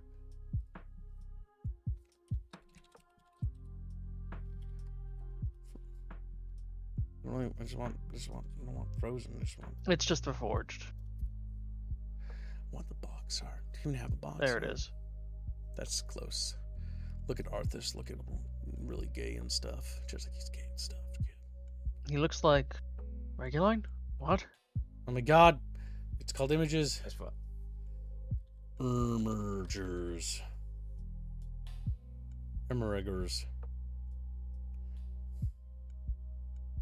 Alright, time to upload more RTSs. That one can be deleted. These ones are Warcraft 2 was added. Yeah. That can be deleted, and these can be added. Holy fuck, it's just gonna keep getting bigger! Oh! More! More! So Warcraft 3 Reforged. This is a game that would probably fall into just good. Well, that's because it's just Warcraft 3, good. And like, it's got some nice quality of life functions that the other one had, but it really isn't necessary. However, the 2.0 update basically made it so that you can play the Warcraft 3 as it was, but simply scrolling out more and having more like quality of life functions. And because of that, it's top squeak. Yes, I know. It's fucking... I feel... 2 rows. I feel dirty. I feel dirty for putting it there. Chatfishies. I feel dirty for putting Punish the cab. Traitor. Mostly because wait Reforged for it had to do it. such a rancid start. It feels wrong to be that high. But based it on the was so principles we've rancid. established, it's basically just taken Warcraft 3 Reigns of Chaos, Warcraft 3 Frozen Throne, and basically just polished it up, and allowed it to be experienced in a slightly better way, with being able to play the original graphics and tailor specifically what models you even want to use to be remastered or not remastered. I don't know why they did that, it's kind of weird, but they did. It just makes it so gosh darn good. Like, the ability to scroll out alone is just something that just improves it. I feel dirty! Not only was the initial It's true, kid. the initial release was buggy, it had a bunch of just bullshit thrown in and stuff cut, and they also just ended the servers for the original game and forced people to switch over to Reforged. Yes, you can actually, if you try Warcraft 3 Reforged now, it's actually really good. I feel dirty for saying that, but it's actually true. And it took them, I do want to criticize them, because I don't want it just to be like, oh, this is good now. It took them years to get their shit together for this. Like, this took way too long and should have been fixed. It shouldn't have happened to begin with, honestly. And the force change was also bad. So yeah, no, I still have complaints with like the business decisions, but as a game, it's actually pretty good. And basically, it's because of the 2.0 update, it's actually what it should have been on launch. My only complaint for it still, as it is in its current state, I know, right? Psychedelic Warcraft 3 Reforged is actually pretty good. It's top squeak. The reason why, though, and it feels so weird to say this, is because of those changes. And the big fundamental principle of that is that my big criticism towards it still is that I think the art style for the Reforged graphics sucks still. I hate it. I can't stand looking at it, and I prefer the classic graphics over the Reforged graphics. I've tried to make myself play the game in Reforged when I have tried it, and I hate doing it every time. At least they were able to fix Reforged faster than MCC was able to fix itself. Yeah, MCC took like a decade almost. Yeah. It took a decade. It would actually crash the Xboxes on a original release. Yeah, because MCC is one of those games I feel dirty if we were doing a shooter thing, because if chat wants, we can do a shooter one. If we make today's goal, I will do another tier list, chat. I promise. And whoever contributes the most will get to dictate what that tier list will be, if we do them again. But we're going to wait like a month before doing another one, because I don't want to do them back to back. Night Chat, Kibbs, Bussy Boy, Rapier, and Fuzzy. Sleep well, Harlot. Good night, Houdini. It gives twice. Houdini! But yeah, that's just weird.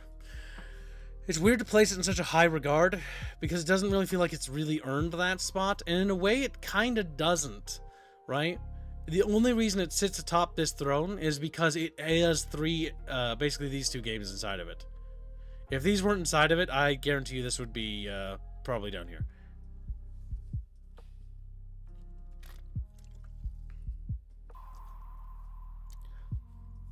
Yeah, the new graphics for Reforged suck ass. But that's, I think, a total agreement there. So, next game, we're going to go for something a little bit more obscure. We're going to do... No, actually obscure, Kib. Come on, where's obscure shit? Obscure shit, obscure shit, obscure shit. Problem is, some of this feels like so mainstream.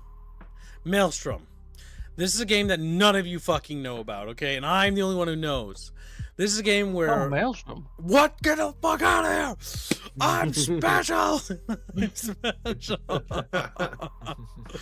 Maelstrom is a game that's about basically aliens like invading Earth and like causing like flooding and shit. And like washing away like humanity with water.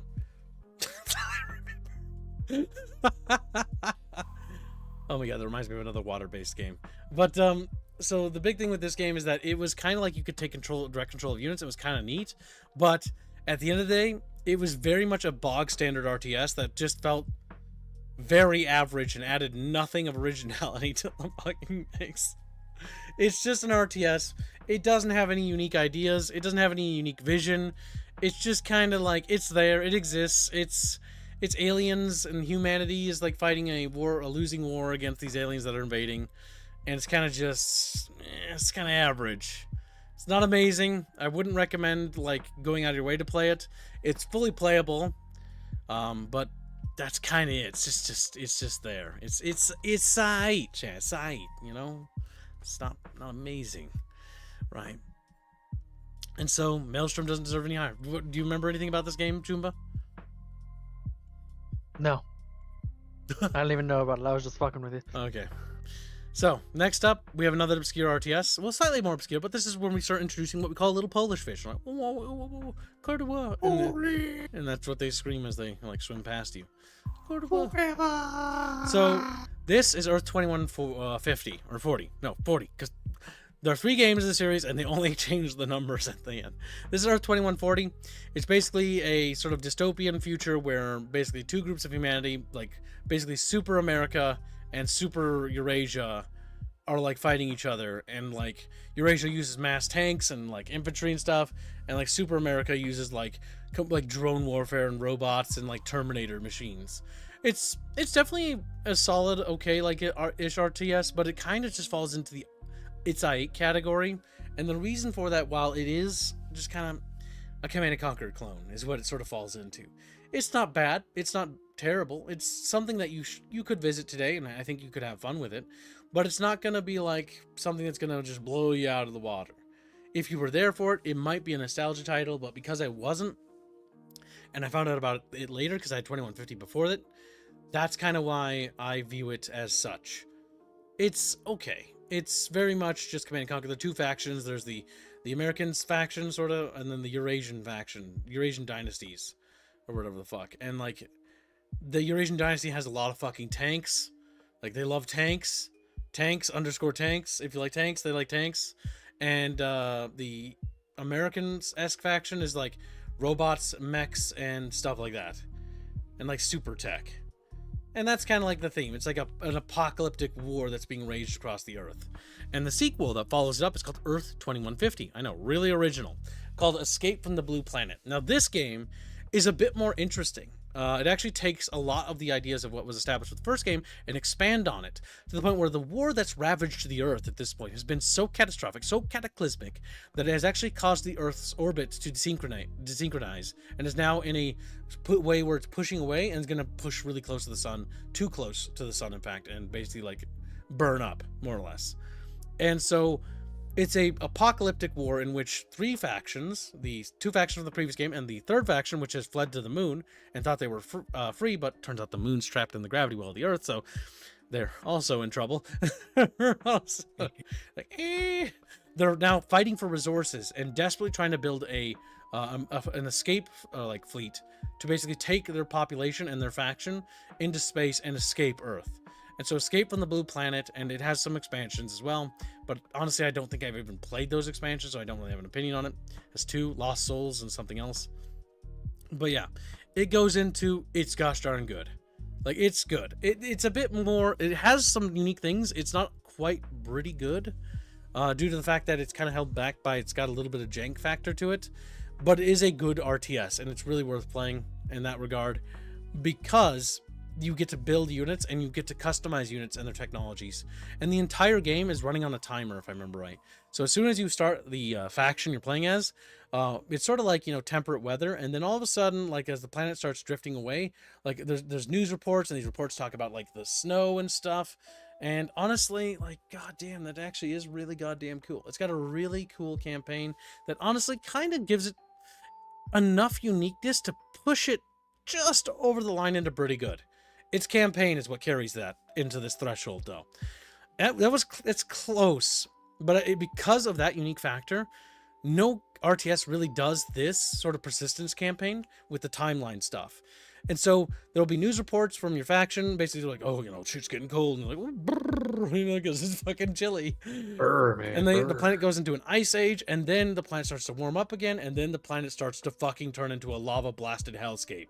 And when that happens, you only have a little bit of time left before the planet's going to get too close to the sun and just completely melt, and your entire faction turns into goo. Because the planet, I think in the cutscene it just explodes, but that's kind of goofy. That's getting But yeah, basically that's like the end, and then whoever's faction is basically built their ships, escape, and then they win.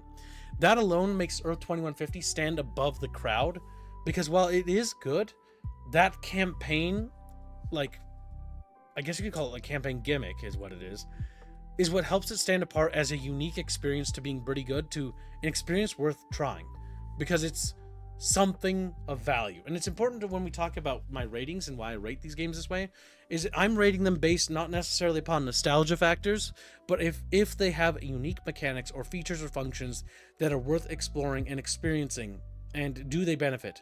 In the case of StarCraft 2 and its trilogy, the reason why the trilogy is kept together is because the overall experience over all 3 games is additive, meaning that to separate them would be detracting from the overall experience.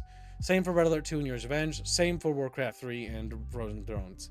Versus like Dawn of War doesn't really have any connections or parallels to Winter Assault, so they don't need to be kept together because they don't need to be experienced in the same category, if that makes sense. Because there's something of value, like additive wise. That's why I'm rating things the way I'm rating them, chat. I feel like I have to explain this because nobody's asked questions about it, and so I feel self-conscious about it because no one has an issue with it, which means that I'm imagining things that aren't there. I'm imagining. What is it, kitten? He's like, meow. Kitten. I'm trying to speak, but my internet kept cutting out. Say what you must say, kitty. If no one is asking how you're doing it, Gibbs, it's probably self-explanatory. It is. But I like to over-explain things, and so that eventually they'll say, we get it! Because then it makes me feel happy. So and Earth then they kill you. 2160 is basically takes the idea of 2150, where they go to another planet and introduces an alien race. And they're like fighting over Mars or some shit, I don't remember 100%. But the big problem with this game is that it's just fucking garbage. It's borderline unplayable. It's garbaggio. It goes in the garbaggio bin. I have no idea how this game got made. It's not that that's bad. It's borderline unplayable because it's so asinine with how the units feel, the resources feel, and the overall gameplay feels. And even just everything around it, it feels tacky and gross and weird and uncanny. 2160 is a game that is garbaggio. It goes into the you're missing fucking nothing by not playing it. You are missing nothing. That's where 2160 belongs. And that's where 2160 will stay. Forever. Fuck it. Fuck it, chatfishies. Now, we've got an interesting title that I'm going to talk about now called Ancient Wars Sparta. This game came out shortly after the 300 game and was very much an RTS built on the 300 stuff. Now, I need to mention this because it's worth mentioning now. In its original release, it was kind of buggy and unfinished and would kind of go in the bad to garbaggio category. However, it recently was picked up by an independent team and has resumed development a decade plus later after its death as a game. So because of that, and because I've actually played the recent version and the version's available on Steam right now, it's actually in the good category. Good to almost pretty good. But I put it in good because it does do something unique. It has the unit customization options of Earth 2150, where you can build custom units with like shields and equipment and whatnot, and that's really cool. But it doesn't really push or break anything particularly new there. It's got like XP, units level up, and there's some campaign veterancy and persistence there. It's good. It's definitely a fun game. And so yeah, Ancient War Sparta, completely out of the blue.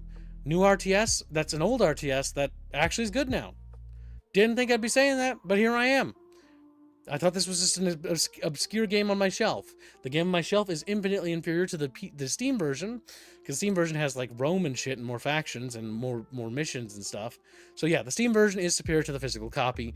The physical copy was basically abandoned after release, more or less. I think got a little bit of support, but more or less got abandoned. And the Steam version, because it's picked up by a passion project, has basically resumed development, and so it's worth picking up. Green Branch gives a membership.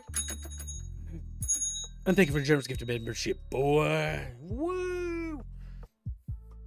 But yeah, that goes in an honorable spot. Are you telling us that it's better now? It is better now. Yeah.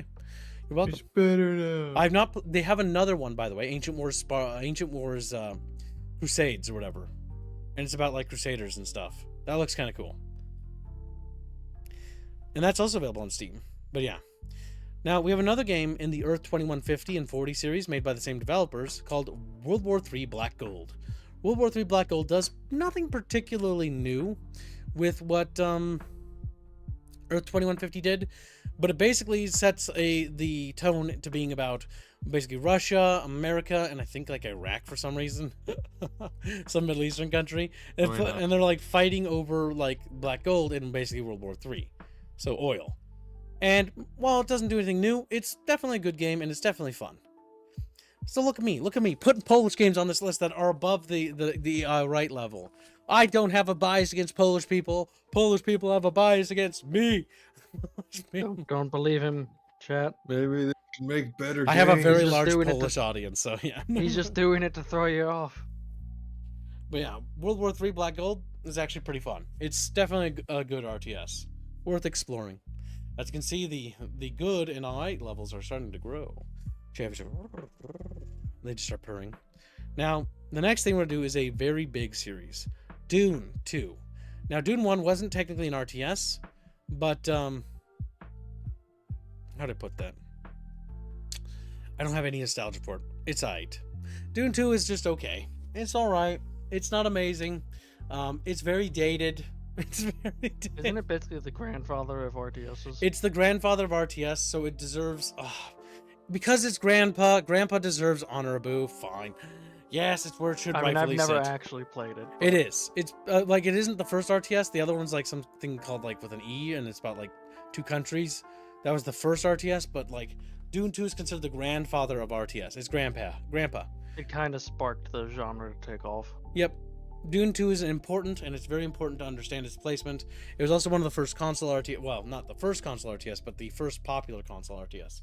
It's actually in the Smithsonian Museum of Gaming in the Washington, D.C., and has an entire section, or a little aisle dedicated to it.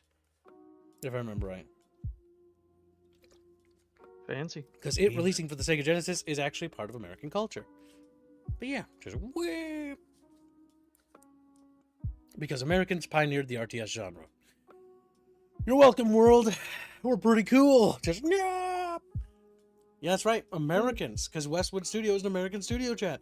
That's right, Europeans and other fish. The American chatfish are the pioneers and grandfathers of the RTS genre.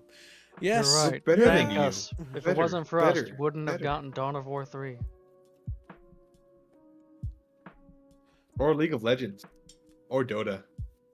These Honestly, I special think games. this isn't really helping our case here. This isn't.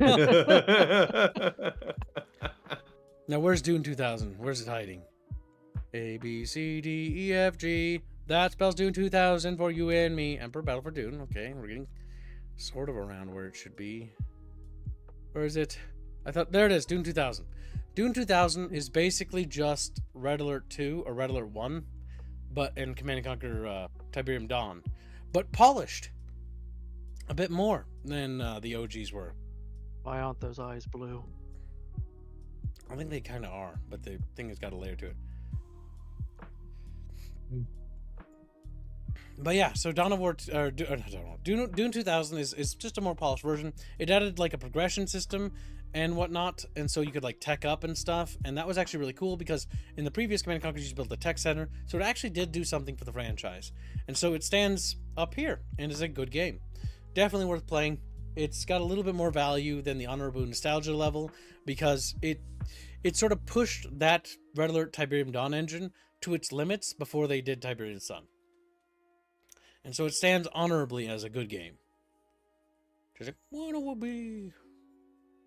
Look at Chatfish. They're just sitting here baffled by my based choices in life.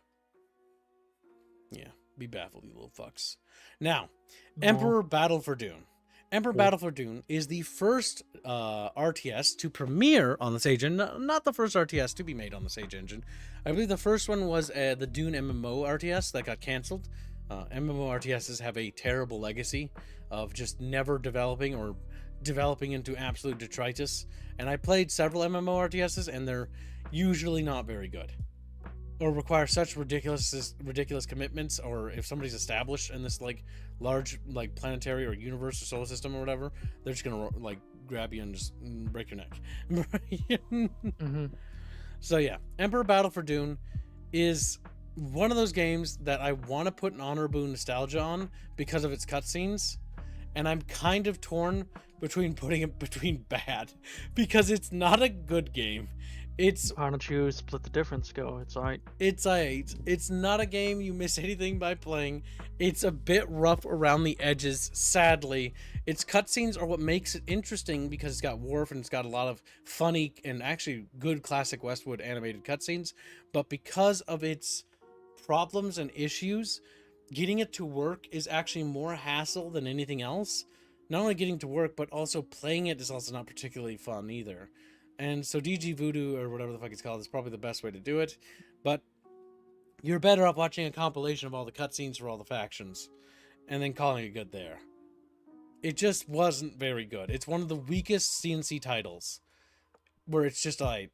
And there's a lot of CNC games. A testament to the CNC franchise is how high they hold up, by the way. Only one of them is at I, and one of them is at bad. Like, I'm not kidding. CNC... Honorable Chatfish. Honorable Chatfish. Yes, indeed.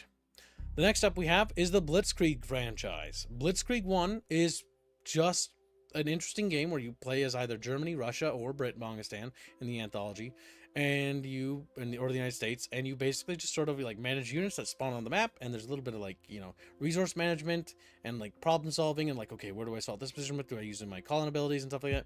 I believe it's a Slav jank game, but it's actually not bad. It's actually good. I remember the name briefly for Blitzkrieg. I think I played a couple of them like one time. They're not like amazing. It's not like you should just like throw yourself off a bridge trying to play one. But yeah, it's just like, it's all right. It's good. And for sequel Blitzkrieg 2, it's kind of just all right. I don't think the transition to 3D really gained them anything. Honestly, I kind of remember Blitzkrieg 2 as less... no, Blitzkrieg 2... No. I'm sorry. I'm thinking of Blitzkrieg 3. Blitzkrieg 2 is good. The issue is because... Okay, so the problem is that there are a lot of World War II RTS that come out in this period, and so they become almost impossible to distinguish between, because it becomes like a thing that just gets shat out and fucking mass-produced. Like, there are a lot of them. There's some of them that on my shelf back there that I don't even remember the names of. Don't even... But it's actually solid. It's Blitzkrieg 3 is the one I'm thinking of. Blitzkrieg 3. Blitzkrieg 3 is bad. It's just... No, it's not just bad. It's garbaggio. God, it's one of those, like... Yeah, it's not playable. Can it be played? It's not playable? Yeah, it can be played, sadly. It's not unplayable. I wish it was. It's bad. It's just... It takes what Blitzkrieg does, and it's like, what if we make this into sort of like an MMO-y, sort of grindy experience? And it's like... That's bad. And that sucks. And the game sucks for it. It's just not good. Oh no. I just realized I forgot to put Stormrise on this list. Oh boy. You can continue to forget. I can. Next up we have Chat Bros. Like, woos. You know, because you guys repeat what I say like little Muppets. Total Annihilation. Total Annihilation would honestly easily land into honorable nostalgia. However, it's actually held up pretty fucking good. It's actually just still good. It's a good game to play. The Commander pack and its expansion, of course, as well, but I think it's not a standalone, so it's built in, or it has to be built in, and usually when you buy it, it comes with it, so yeah. That's kind of where it stands overall. At least in my opinion. I'm gonna call it now, chat. The good category will be the biggest by the end. Were it so easy. You might be and right. if I'm wrong, I will donate. So what? Okay, so now I'm going to... See, don't do that, because now I have incentivization to not be honest. I will donate -$3. Gets invoiced. Wait, what game did I just put up there? Total Annihilation. That means I should do Supreme Commander. Supreme Commander takes the idea of what Total Annihilation does. Oh no, I have to fucking do this other spiritual successors to this franchise. Oh. So Supreme Commander, no. Supreme Commander belongs in fucking top squeak. Supreme Commander is fucking awesome.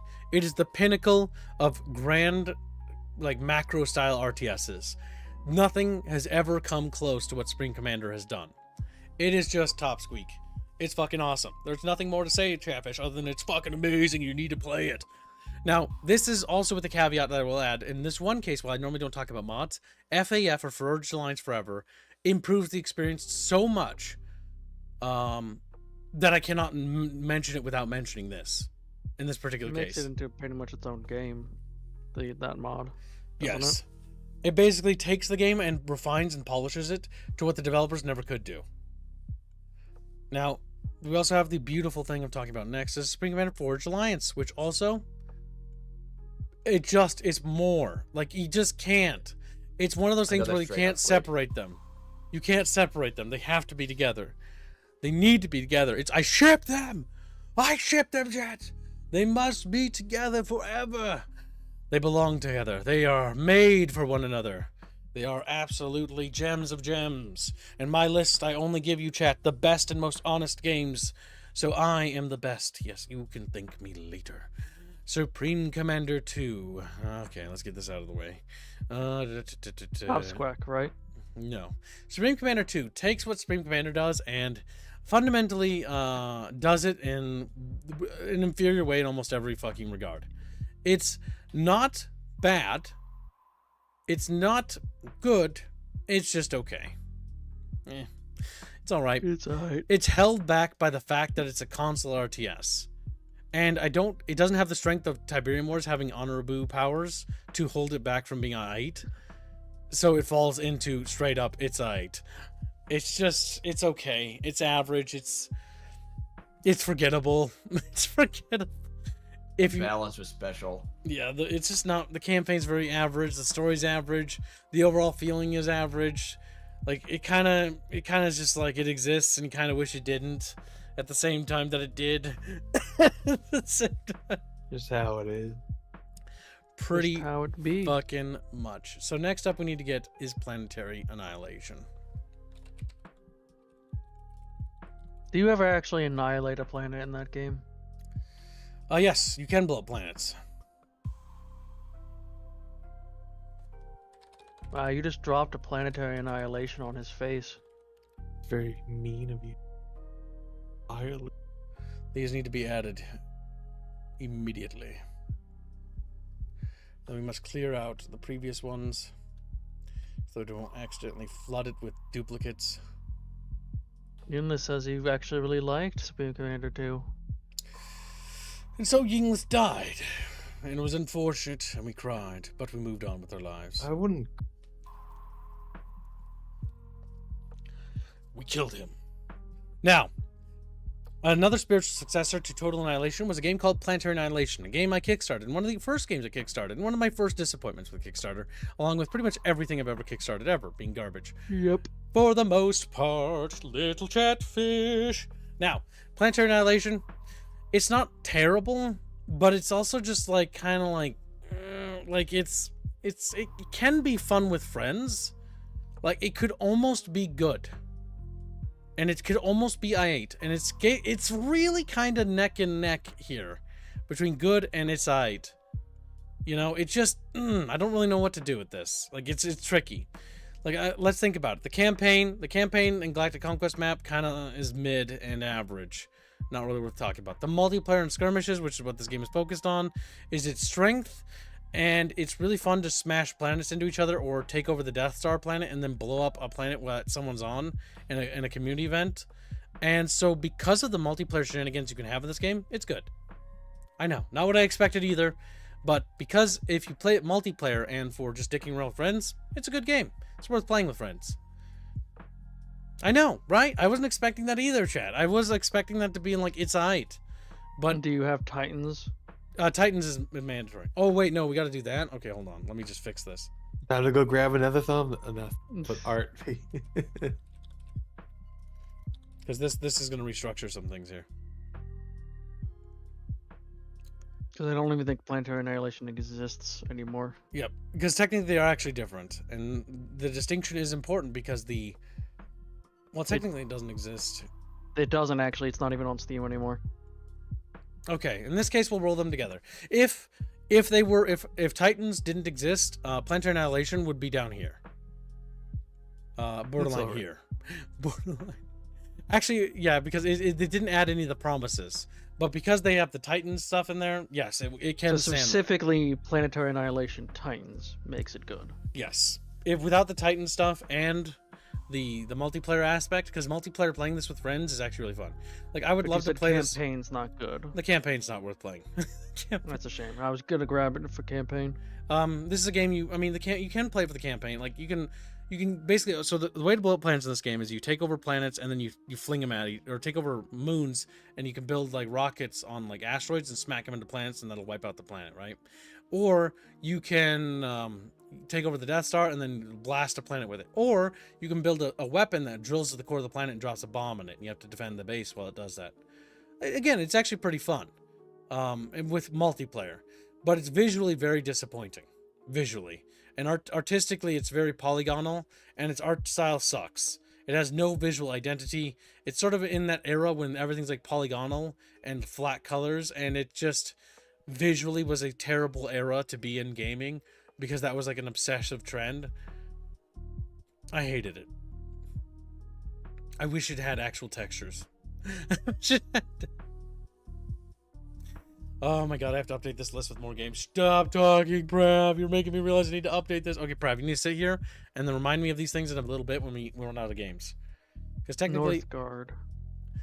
I can't add that one, but Dune Spice Wars I can add. Oh yes, we actually had that listed. Actually, no, we didn't have it listed because you didn't want me to put the non-recommended. Yeah, because this is a tier list.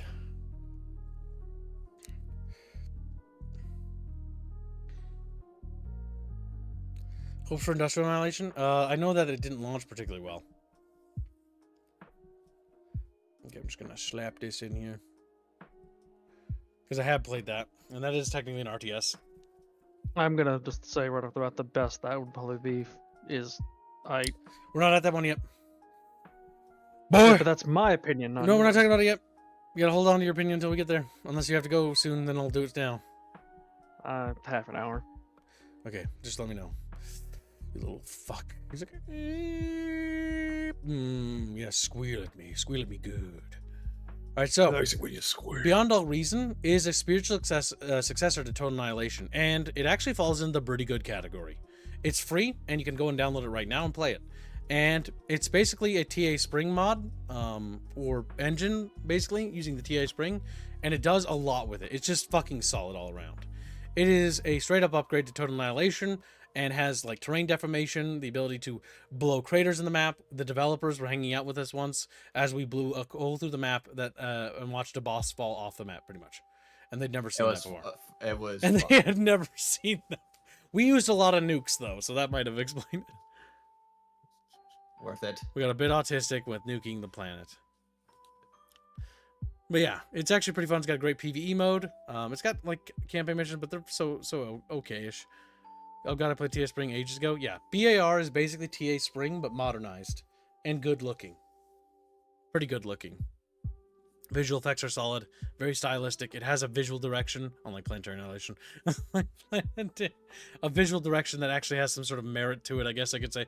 Like, Planetary Annihilation does have an art direction. It's so simplified and boring and plain that it just lacks personality. BAR does have a lot of personality and soul, and so BAR sits on pretty good. Yes, Chatfish, worship me now. Like, oh, he knows about video your Lord and games. Savior, Chib. Now, Grey Goo. It's a StarCraft knockoff, I guess, not really successor. And it honestly is not good. It's bad. I mean, the campaign has lots of issues. It has no personality. The goo Don't was lie the to only me. interesting thing. I'm not disagreeing necessarily with the bad. I would say at most it'd be aight, but definitely yeah, the campaign I don't want to has play it. like all the worst aspects of RTS campaigns. When I close my eyes and I ask myself if I want to play it, and the answer is no. It's not that it's a garbaggio, unplayable. It's that I just don't want to play it. Yeah.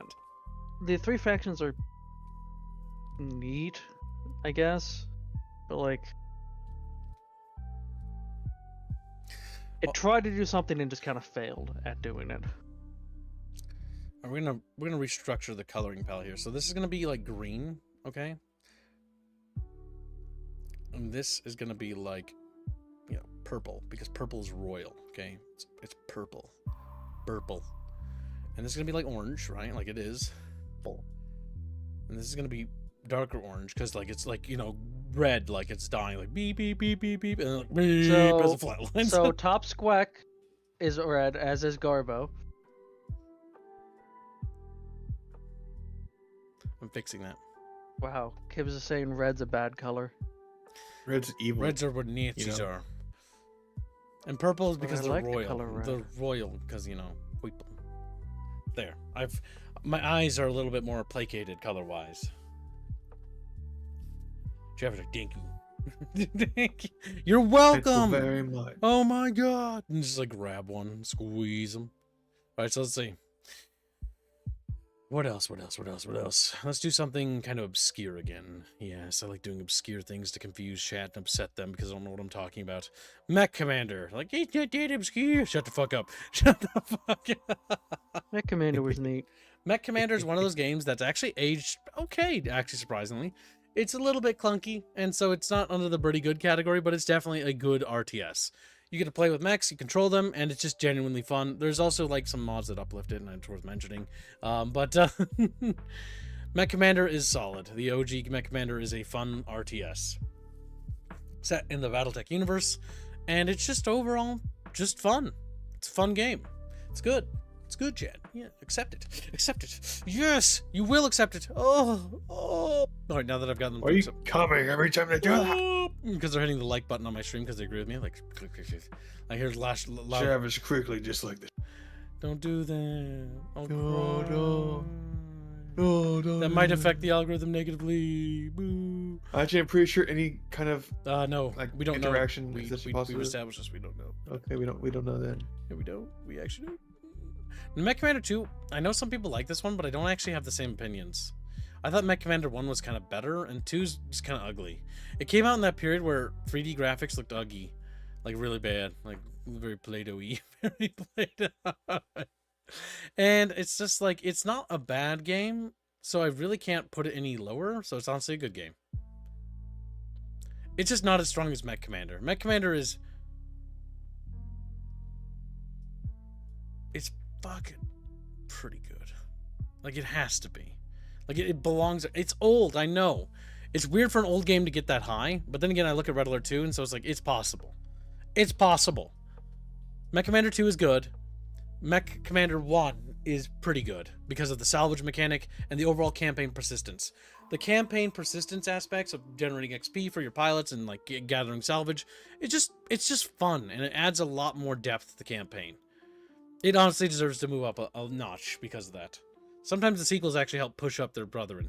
It's like, I will lift you up. It's like, we all lift till we're alive. Let's see. Next up, Chatfish, we have the Cuban Missile Crisis. It's one of those... Where did it go? Where did it go? Did you see where it went? Top row. Nope. Yeah, it's at the top. Oh, there's Cuban Missile Crisis. It's one of those games it's kind of like Blitzkrieg, where it's just kind of fun. Like, it's got some bullshit missions. I'm gonna tell you that right fucking now, but it's good. It's good. I mean, it's all right. No, kidding. It's alright. Yeah. And honestly, Ice Crusade, the sequel, was more or less good too. Like, they're fun. They were fun experiences, and I think they're solid. They don't really have anything unique going for them, but they're not like, it's alright. Like, you'll have memorable experiences. You might have memorable experiences of the campaign pulling bullshit on you, but I think you'll learn to like it. I think you'll learn to like it. Yeah, just staring at me. I think you'll learn to Masochism a appreciate chance. getting your dick stepped. I like those games. I thought they were fun, and I think Chatfish will learn to like it too, or they'll die.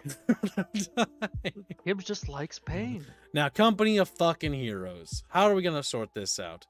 So, Company Heroes, Dawn of War 1 was also good, and much like Dawn of War, like Company Heroes it's very good. Like, oh my god, it hurts because I don't want to put Company Heroes above Dawn of War 1 because I actually like Dawn of War 1 personally more, but based on my principles, it's like, it's so... I mean, it does add a lot of stuff like the squad mechanics were nice with the cover system and the tactics you could put. There was some base building and an economy system, and this is a tough one. It is tough, isn't it? At one point, the scale is not nearly as big as Dawn of War, but there is still some, and there is a lot of more tactics you can pull. It's pretty good. I don't know. Yeah, I'd say pretty good. Yeah, I'm thinking that way too. Because the campaign is solid. It's not on the level of like, oh my god, this is amazing. Like you need to play it. It's pretty good. Like you should play it. But it's not gonna it's not gonna, what's the word? It didn't break new ground. I still feel it's more of a side grade. Hot take. I feel it's more as a side grade of Dawn of War, where you get less scale, but you get other stuff. Because I missed the base building and the scale of Dawn of War, and we have a lot of unique faction strategies and asymmetry in Dawn of War 1 that we don't always get in Company of Heroes. I mean, yeah, obviously the Axis and allies have different play styles, but not to the same degree as Dawn of War. Like, say, the Eldor, you could just turn your entire base invisible. No, where's Company Hero's sister? Where are you? Opposing fronts. Do I have it on here? Where are you?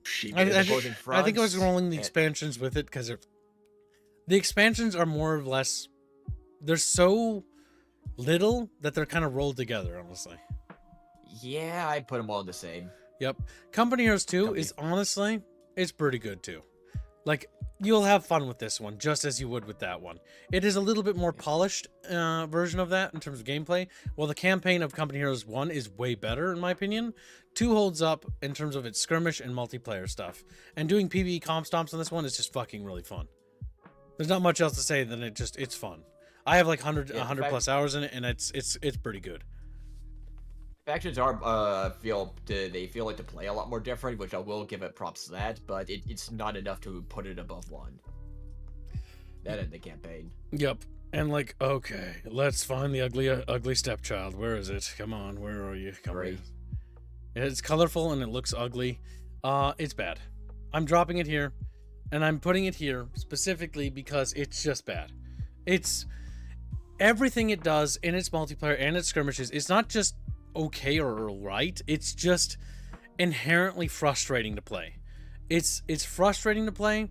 Its campaign is grating to play, and I honestly, when I think about it, I have no favorable memories of it or whatsoever, to the point where I don't want to play it again. I don't want to touch it. I can't name many, if any, meaningful mechanics that they added over 2. It feels like 2 looks better, plays better, runs better, and we don't get that much for what, a higher price?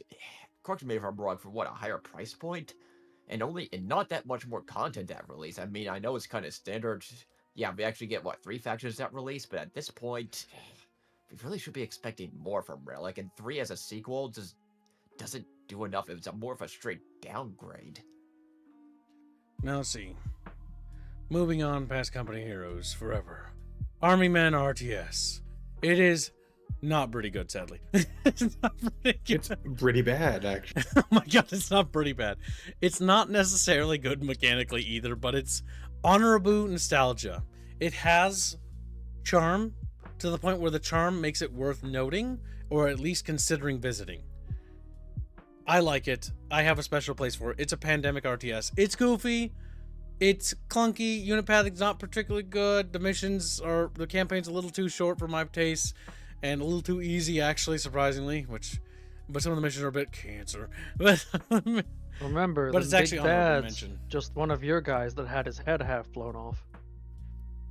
That was funny. Yeah, it just kind of lands up there. You know what I'm saying, chat bros? Like, cheapoo. Now, CTA, Gates of Hell, Ostfront.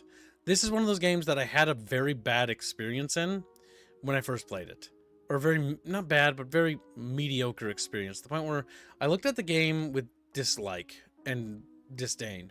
But after not doing YouTube with it and like looking at it outside of YouTube, of that particular collaboration thing that I did, I gained more respect for the game as time went on. So it went from all right to actually being pretty good. It's pretty good. It's actually a good game. It's actually worth playing. It's got a great co-op mode, and it's actually pretty fun. It's on the pretty good category. It's honestly as high as Men of War is ever going to get with any of their stuff. I will say though that those games typically need a lot of micro. They do. It's a more micro-intensive RTS, but it is a solid RTS. And because it's got a co-op functionality for this like skirmish campaign thingy, that's what helps carry it because you work together. And that's kind of fun. Like one player's focusing on the artillery piece, one people's mortaring down, stuff like that. That's kind of cool. One person goes artillery, gets all the kills, gloats, rinse, repeat. Rinse, repeat. That's how it is. That's how it be. That's how it be. Now, Dungeon Keeper.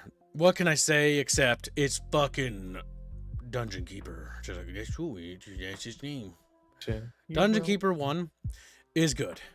It's just a solid old game. It's like a sort of a defense game where you build up like a dungeon. It's like a tower defense kind of, but not really. Where you create like monsters and traps. It's like its own genre, kind of. And it's actually solid. It's good. It's aged well. It's fun. It's a fun goddamn game. It's got a good sense of humor, and it's got a cool artistic charm. It's a bit dated looking visually, but by God, is it a good game. It's not an honorable mention because I played it recently, and it holds up. Motherfucker. Just like, whoa, he called us a name. Dungeon Keeper 2 is pretty good. It's a slight and like it's an improvement on top of what Dungeon Keeper 1 did, and it runs a bit better, and it's a little bit easier to see visually what's happening. It's a pretty good game. Pretty good game, Chatfish. It gets up there. Just like, wow. Games, climbing up things. Oh yeah, we don't have impossible creatures on here. Alright, it's time to fetch some games now that my brain is remembering some. Anytime I remember a game name, it's time to grab one and slap it in here. Because that is actually a relic game as well. There's so many games I'm missing because getting all of them is nightmarish shit. I have played so many RTSs, it's not even fathomable. You don't understand how the powerful list I am. will only grow larger. Yeah, pretty much. Oh my god. There's just that many. This will be a short stream. Also Actually, keeps adding games. It's how it. Impossible creatures. Alright, chat bros, think about it. Look at me, okay? Sit down in your little buckets. Plop your little fish fins down. Impossible creatures is not just honor boom and nostalgia. You get to customize your creatures in the same way you do in Earth 2150. And the campaign is so goddamn retarded. It's fucking pretty good. It's pretty good. That's fucking awesome. It's definitely on the list of you should play it. The cover art is a fucking lobster with a tiger head. Like, what the fuck even? Like, and the current version on Steam that's available is actually pretty solid to play. It's up there. It deserves to be up there. It's where it belongs. See ya, Cthulhu. Yeah, take care, Cthulhu. He's like, Cthulhu. He's just a little guy. Oh my god, chat. It's gonna get so... Oh my god. Alright, so Dune Spice Wars. This one Chumba wants to do. Now, Chumba, you go ahead and say your piece first, and then I'll say my piece, because we both got different things to say about this thing. So, the game ultimately is just mechanically pretty much a just reskin of Northgard with a couple other features slapped on that they never actually expand on. It doesn't really implement any of its features that well, and the only thing that does like any of the carrying is the Dune sighting, which they themselves then bastardized by changing things arbitrarily. I personally think it would be bad. At most, if you might be able to see a bit of it to make it aight, but I think it's bad. Yeah, honestly, it's one of those games that started off at good because the promise was good, and could have moved up to pretty good. But because of the developers' incompetence and ineptitude and arrogance and wokeness, the game quickly shifted from good to alright, and then quickly dripped into bad, and stays in bad. And it kind of makes me sad because this game had such potential, and it squandered it. Its combat systems never refined or improved. It never really built on itself. It didn't add more people to play. The campaign sort of tacked on. It's one of those games where I don't I think about it. I think about my memories of it, and it almost makes me think that it's all right, that I'd be okay with playing it again. But it's one of those games where it falls into, the more I think about it, I'm like, nah, I don't want to play it. You're probably falling into the same thing I was, where trying to find reasons to like it or trying to convince yourself that you're liking it and having fun, when I never had a single game that I won, which I don't think I actually lost any of the Conquest maps. I never felt satisfied with the win. was just tedious and boring. Yep. Every single match. Remember, Chatfish, you have to agree with my list. Like, yes, my lord. And then It's part of the deal, chef. part of the deal. Part of the You sip for Kib, and he'll give you cheek. All right, let's go get that game because my brain just remembered another one.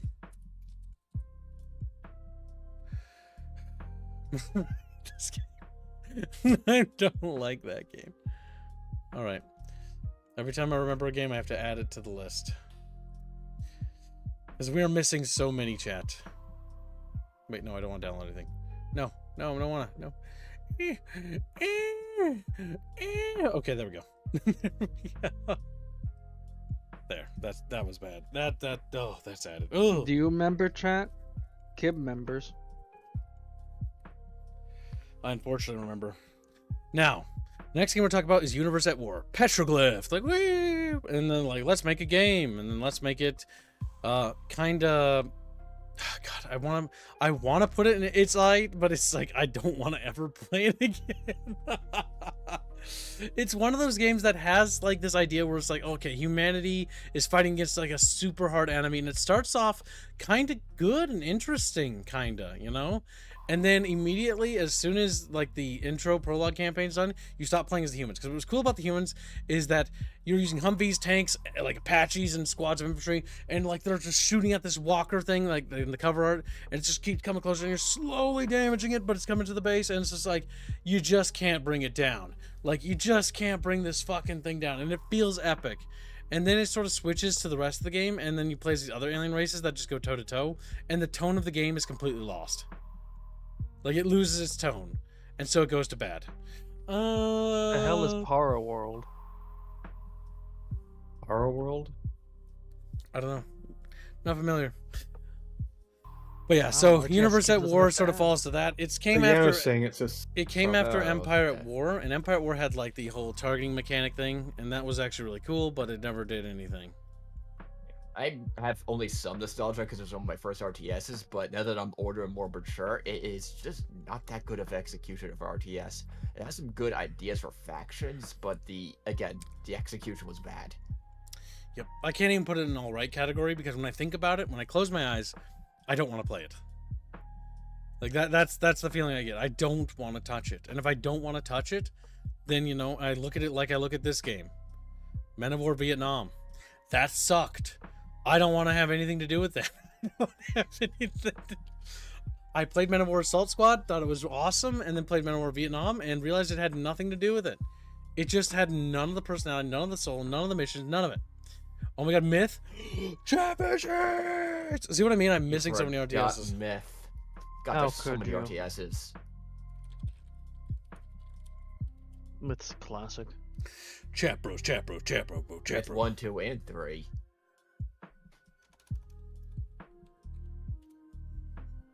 I really need to play that game. I love this game. The universe also is fantastic. 3. I don't I want forget that. what 3 is called. You miss nothing by ignoring its existence. Trust me, Fuzzy. Trust me. There's You a lost. there's a mod for Myth 2 that puts 3 inside 2, and it's slightly better and playable. Slightly better and playable. Casualty. Casualty.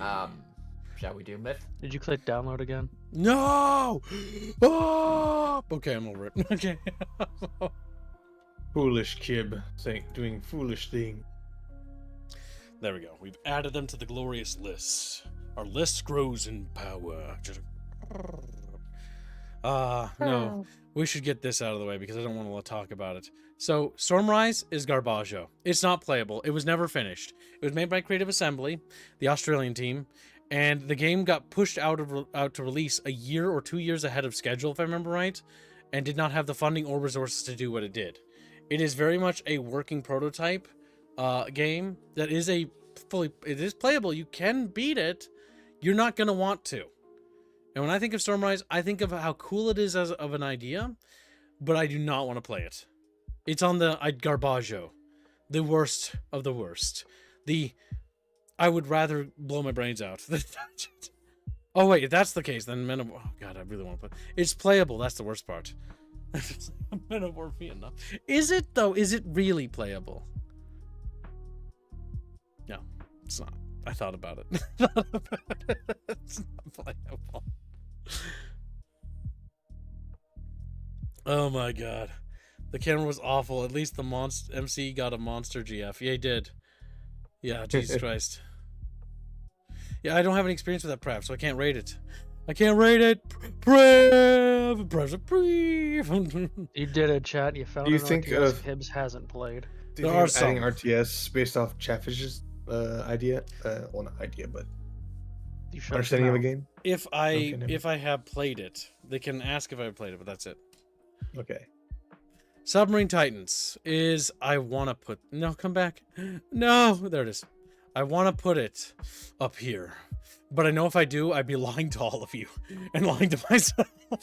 And I'd be lying to myself if I put it here too. Or here for that matter. So I'm putting nostalgia. it here. Submarine Titans is a big part of my childhood. I fucking love that RTS. It's available on GOG, and it's got some balance problems, but it's like an RTS set underwater, and it's like between three factions, one Silicon, and I love it. I love that game. But Speaking of nostalgia, it's an honorable nostalgia game. What's up? Majesty. Do we even have it on the list? Do you see it? Did I forget to add it? I don't know if you added it, but you did mention it. Oh my god, Chap Rose, fat fish, big. If we fat added baby. two versions of it, we can just try one. Majesty. I don't like how it was auto completing to 3. That hurts my soul. There's a third game. Not that I'm aware of, and I don't want to know. Yo, Chatfish, like, yo, what up? And then they like waddle at me because they're cool. They got like their hat on sideways. Oh, the mobile game. The mobile game was actually not terrible if I remember right. It was. It's I can hear Choomba in pain. Dude is no! Click download again. No, help me, Chad! It's gonna fucking. It did it. God damn it! This list, it just keeps growing. My list. My brain. My brain. All right. My soul. So Majesty is goddamn pretty good. It It belongs there. is. It's got so much soul. No, it belongs in Top Squeak. I'm sorry. It's soul. It has soul that like no game. It's soul. I want is to what agree trumps with it. you. No, but it does this. Okay, here's why. Listen. So the big thing is yes, a lot of these Top Squeak games have flaws, but these are experiences that are really good to have for an RTS. It is, yes, a God Sim RTS, and it's one of the better ones, and the big reason why it's good is because it simulates something completely novel that no other RTS ever does, in a way that's relatively competent. Yes, you can break things, yes, you can cheese things, yes, the missions are a bit hard, but honestly, it does so in a way that makes it Top Squeak. It is Top Squeak level. It is good. It is one of those things that you should experience. a lot of those missions are basically just it's a puzzle. Yep. Not even. Well, RTS, all game. Okay, you want to know something cursed in game development terms? All video games are puzzles. Now, don't tell chat that, okay? So they don't think that way. We don't want them thinking that way. Dude. Little gasp. Oh, next is Jupiter Instant. That's one I don't have on the list that I have played.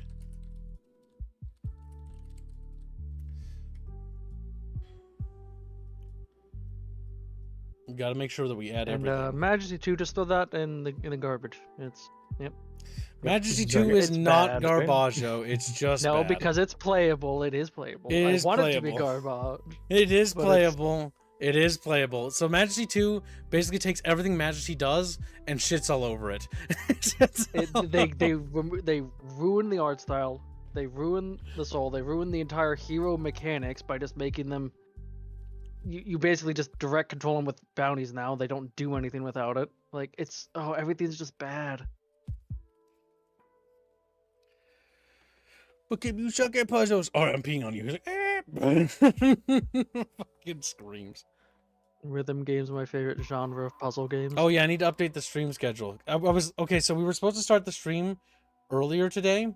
However, this list took so long to make that I realized that I was like, okay, let's at least make like 100 games on this list or whatever, so that we have enough to work with, and then we'll add the rest. Because the amount of RTSs I have experience with far eclipses like games that most people have. Short stream. 100 games. Yeah. Short. Think about it, chat bros. You too could be a video game. Like, I'm a video game.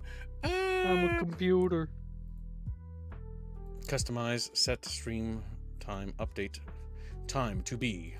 Oh my god, so chat, in our grocery store, they were selling these fucking nacho sandwiches. Oh my god, dude. I'm gonna make nacho sandwiches. I made a nacho burger one year, and I made people salivate for that one.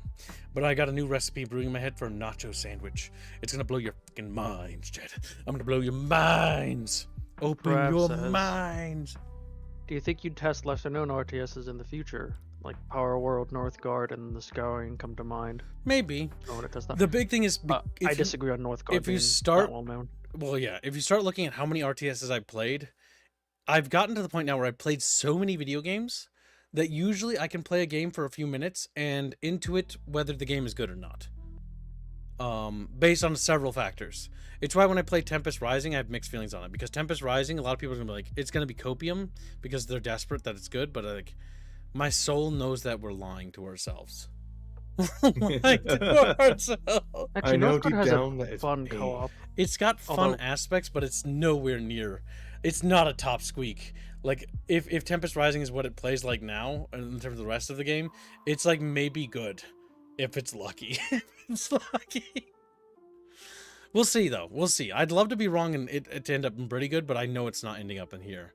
This is legendary to end up here. Only the best of the best. Legendary. What? Chatfish, you Best owe of me us your like soul. Homeworld 3. Oh, shut the fuck up. We haven't even talked about Homeworld yet. And I have to talk about it again. Chad, never fund ever any more of these, okay? Because these fucking tier lists require so much goddamn work for me, okay? We don't need this. We need me to be happy, and I don't have to do anything. And you're making me work. You're making me work. Axe Whip.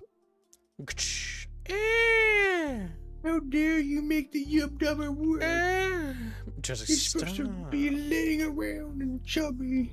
So Active Evil War genius. Direct Action is an Atari RTS that came out for the PC and very much was inspired by Generals at the time. And it's novel and it's really fun, but it does some things kind of quirky that just make it good. Like it's got POWs, it's got some real cool cutscenes. It's fun. It's definitely worth trying, but it doesn't quite stand up to pretty good. It's not like, oh my god, you really got to go out of your way to play this. It's something that you can consider trying for sure. And You should post this list once you're done. I will. And then Chatfish can start playing all the video games I recommend and then agreeing with me and simping harder. They're simping harder. They only play the Garbo ones. Oh my god. They just play fucking Earth 2160 for 10 hours. I don't like it. I know you this don't is like terrible. This game that was on your list was Why'd you bad. put this on there? Why'd you want us to play this? it. Fucking Christ. They're like, start from the bottom and work your way up, other Chatfish. I mean, it will get better and with time. You just die trying to play the lower tier ones first. Active War High Treason is an expansion to Active War, and it's all right. It's good. It's not in the all right category. It's definitely fun. You'll have fun playing it. Fortunately, It's Alright is actually just like mediocre. I'm surprised how few mediocre titles we have so far. Well, speaking of mediocre titles, Axis and Allies. It's not necessarily bad, but it's mid as fuck. It's mid as fuck. That one is mid as fuck. It just Good's about to get its third row. wasn't very amazing. It just kind of was like, it's okay. Like, I think you can find it on GOG, but it's just... I remember playing that as a kid and being like kind of thoroughly disappointed with it. And yes, you can play as like Germany, Italia, or Italy, and like France or whatever, or all these allied nations or whatever. I don't fucking remember entirely, but like it just wasn't very good. I don't think you played France actually. I think you can have. It just was not very. You want fun. to play as France? It was very meh, very meh. Empires of the Undergrowth. Empires of the Undergrowth is actually fucking pretty good. It's one of those Dungeon Keeper successors, and it's done in such a way that's actually pretty solid. It's one of the few modern games that actually rises this high. I know, strange. Yeah, I played a good portion of it, and I would never thought an RTS about ants would be so fun with the campaign and the skirmishes. Yeah, it actually is fun. Like, it's actually pretty fun. The campaign's worth playing through, and it's got a decent amount of content for what it asks for. Which is actually quite refreshing, all things considered. Chat bros, like chat bro. Yeah. It doesn't try to overextend or overpromise. It just does what it does, and it does it well. Now, another game we're going to talk about is Starship Troopers Terran Command. Starship Troopers Terran Command is by no means a pretty good game, but it's no means aight. It more or less does what you want from a Starship Troopers RTS game, and it's good. It really doesn't break new grounds in a way that's really satisfying, and does a lot of stealth mission stuff that's kind of annoying. But it's one of those games that I think stands up here as an enjoyable experience, and it's one of the few modern RTSs that is at this level too. Because modern RTSs are usually going to fall into the mediocre category if I actually start looking at what modern RTSs are out.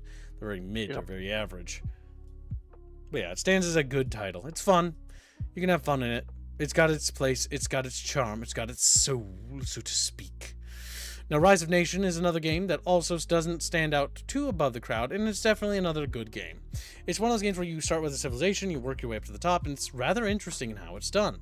It's pretty fun, all things considered, and it's definitely worth trying and giving a look.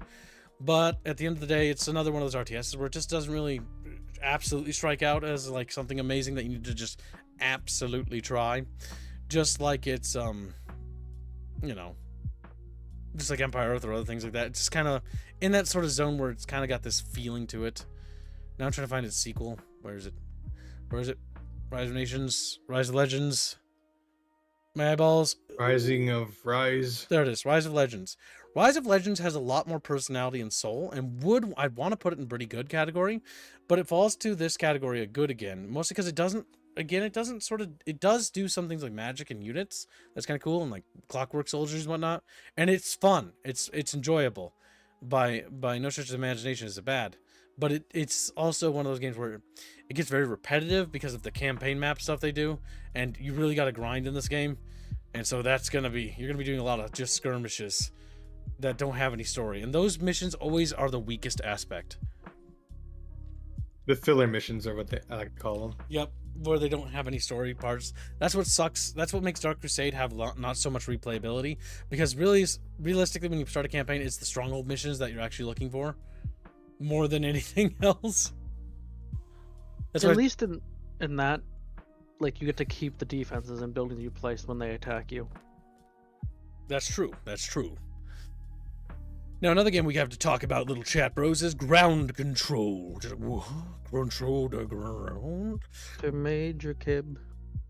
Ground Control is one of those games that's definitely good, and it's not. It's got to focus on unit preservation, and it's pretty fun, but I don't know. It's kind of torn between pretty good and good. I think it's honest to put it in good. No, it does some things that are relatively. No, we'll put it here. It's pretty good. It's pretty good and it holds up as pretty good because of the whole unit preservation, the persistence of the campaign, and basically like building up your army of like corporate or cultist troops, depending on which faction you side for, because of corporation or cultists that are fighting each other. And it's got an expansion called Conspiracy. I don't remember that one too much, but it's pretty good. Pretty good. You found 3160 and I kill you, Jano. Ground Control is pretty good. It's one of those games that I think everyone should experience because it has a very unique experience to offer. Now, unfortunately, Ground Control 2 is just good. It's fun. It's a solid game, but it doesn't really do what Ground Control set out to do, and it's kind of a vast departure. And this is where Massive Entertainment sort of lost their visual design and direction a little bit. It's still fun, and you should try it, but it doesn't have the strength that Ground Control 1 had, in my opinion. The series sort of took a bit of a turn, and sort of just kind of felt kind of average. It was okay. Cassie, you're blowing me. He's like, grabs him.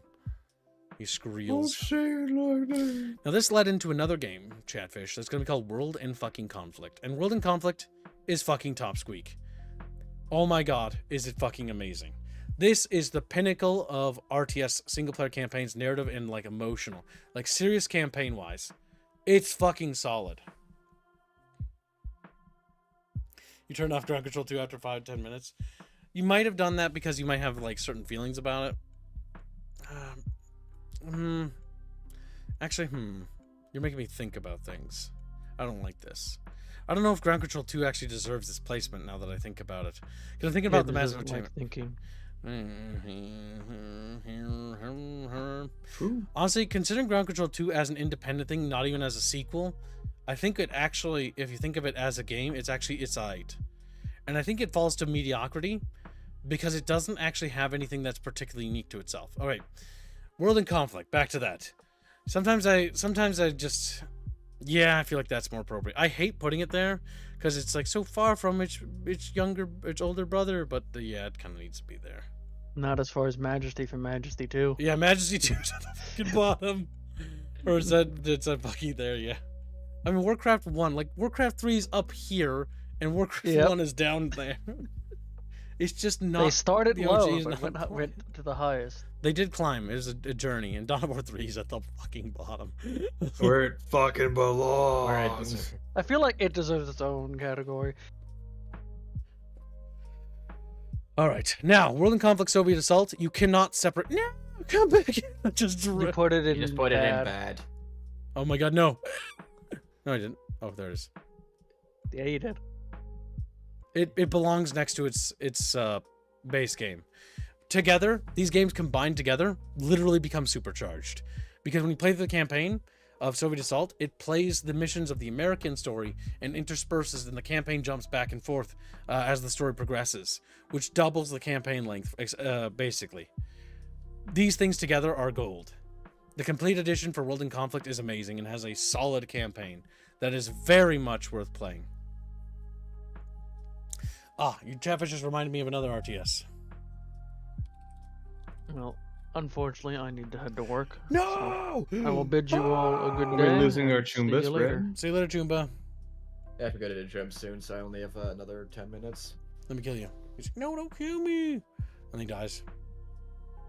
See you later, Chumba. Killing me is bad. Hurts my feelings. I am an RTS god, my lord. They kneel before my might. They kneel before... That's cringe. That's cringe. Chat bros, stop that. Get some fucking help. All right, next up, Chatfish, we've got Star Trek Armada. Star Trek Armada, I remember being good. I don't remember much about it, but I played it and I thought I had a really good time with this game. But it was Star Trek Armada 2 that I think I had the most fun in. Where did it go? Ah, my eyeballs don't want to work. Where did it go now? Where did it go? Let's really look. I don't know what the game looks like, Kips. Yeah, well, look for Star Trek Armada 2. Look. There, see? Big baby. Big baby. I don't know what the game looks like. I've never played it before. Okay. Star Trek Armada 2 is pretty good. It belongs up here. It's fucking solid. It's one of those RTSs that definitely are worth playing. It's fun. And there's not much else to say beyond that. It's got a solid campaign, solid missions, and, you know, decent mod stuff, too.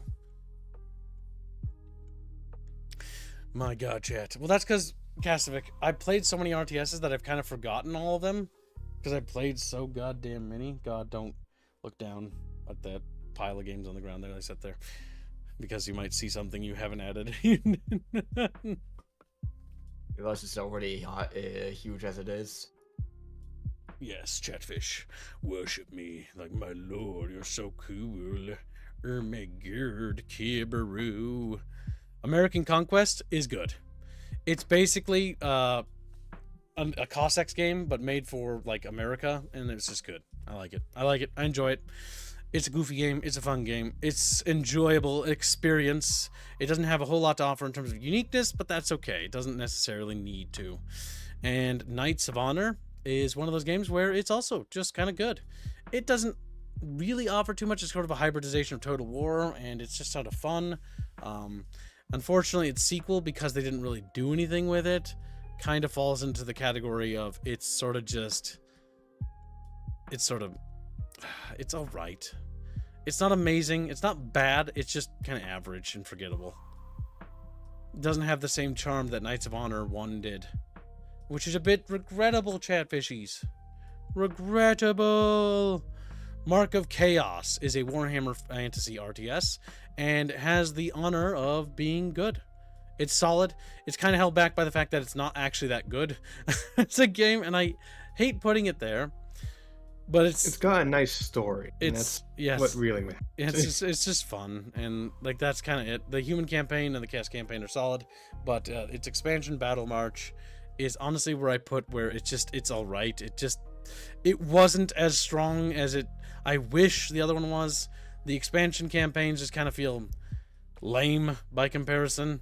Battle March feels like it doesn't really improve on anything and sort of just drags its heel across the finish line, which is kind of upsetting, especially considering how much money they put into those goddamn CGI cutscenes and the artwork. It's a shame. I hate having it there. Starship Troopers, Terran Ascendancy is one of those games where I remember really liking this game, but I also understand like it's one of those games where it's good if you can get it to run. It's kind of like Starship Troopers,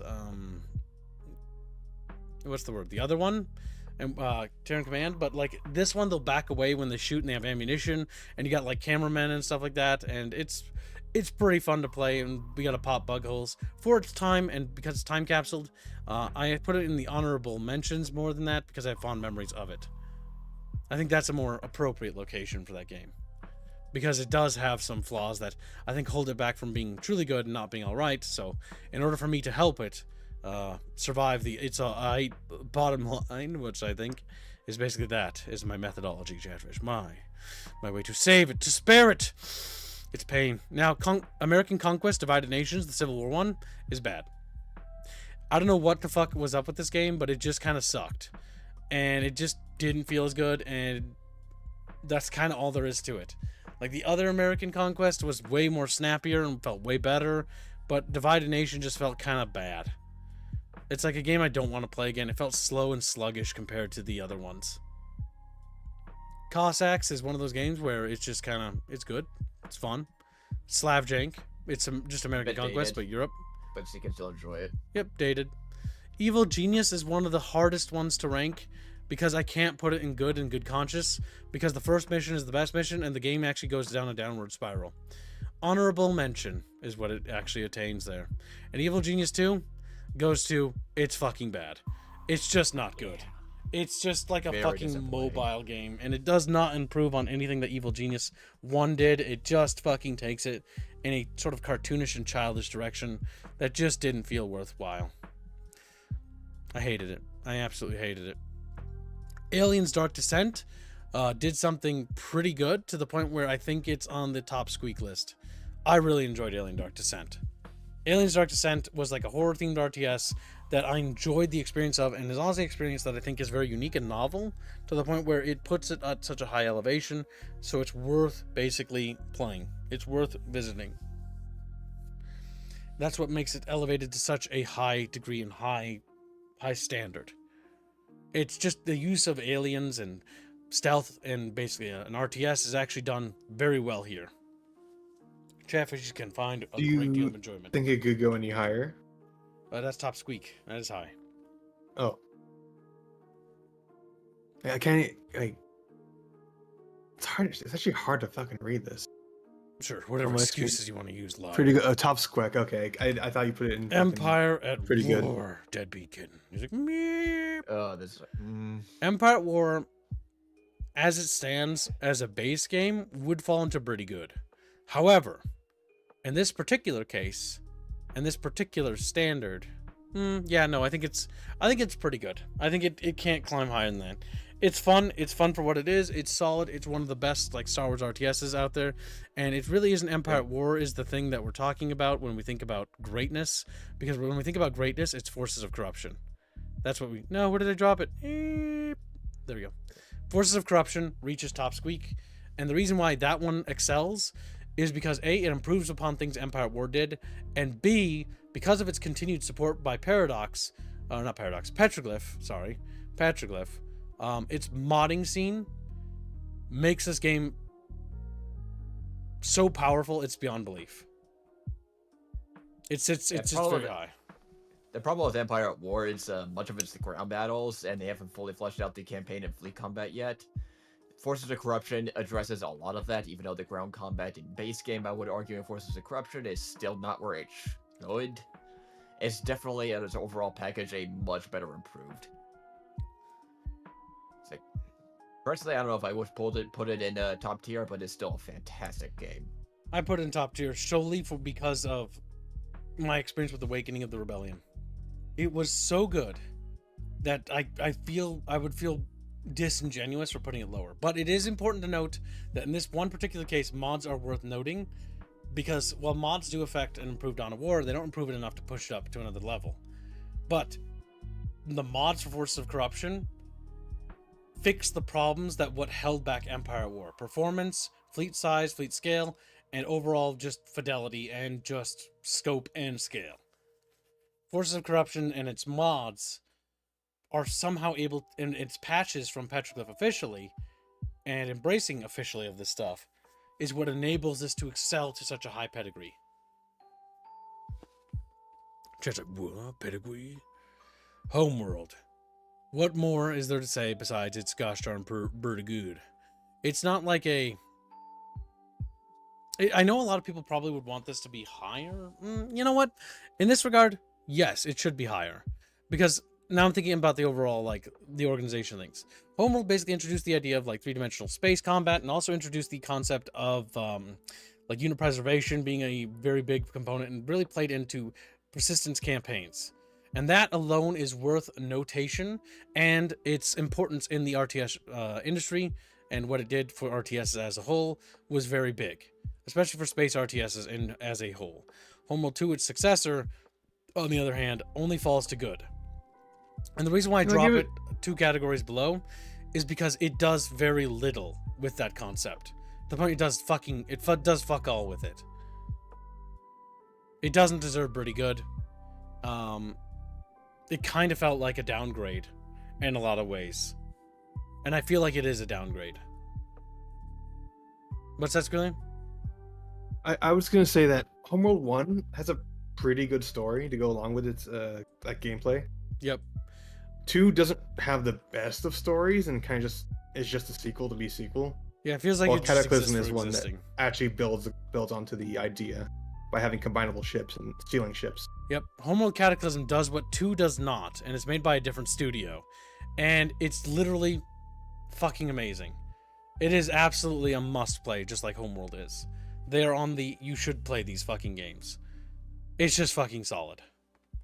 It surpasses its sequel, which is funny, because of the fact that it has combined mechanics, but also because it introduces a lot of new mechanics when it comes to the beast, and the narrative and focus of the game switches to from sort of a dark sort of like, you know, space like epic to fucking like, I don't know, eldritch horror almost.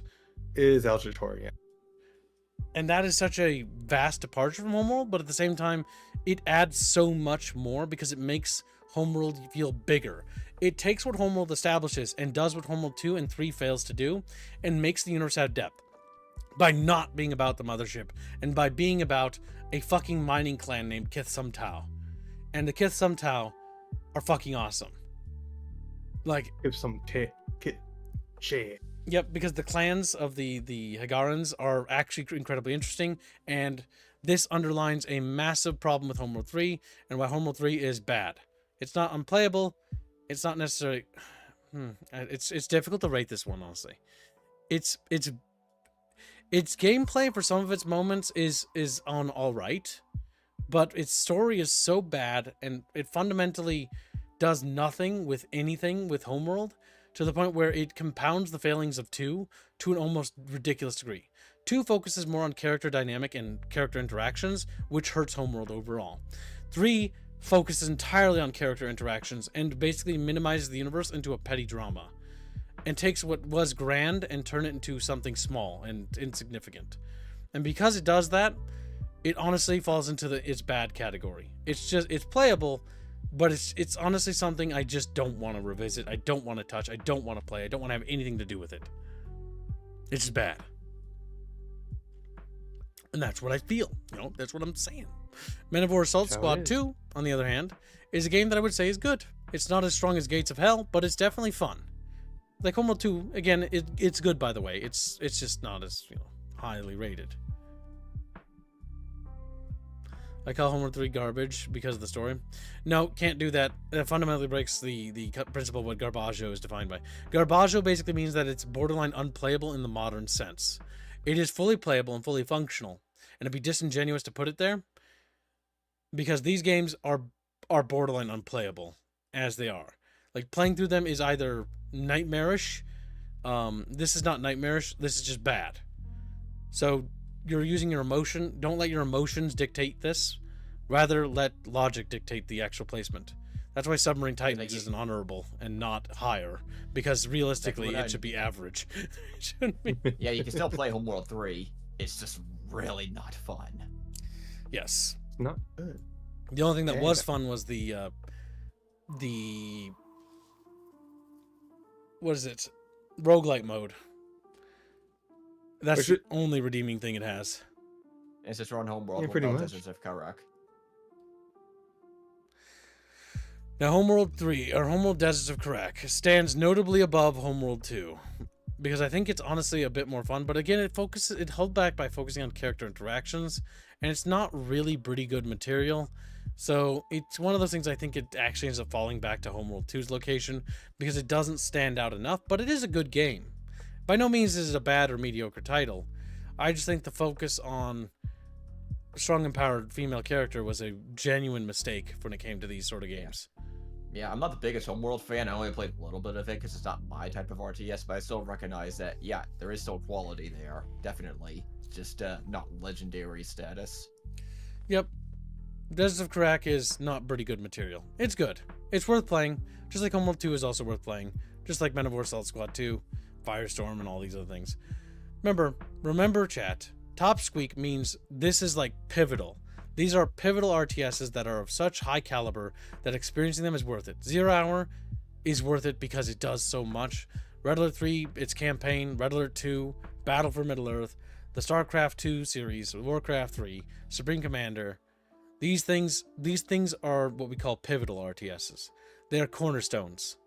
They add serious elements that it's almost impossible to ignore. Now we're going to move on to a thing called Toy Soldiers. Toy Soldiers is pretty, it's not pretty good. It's good.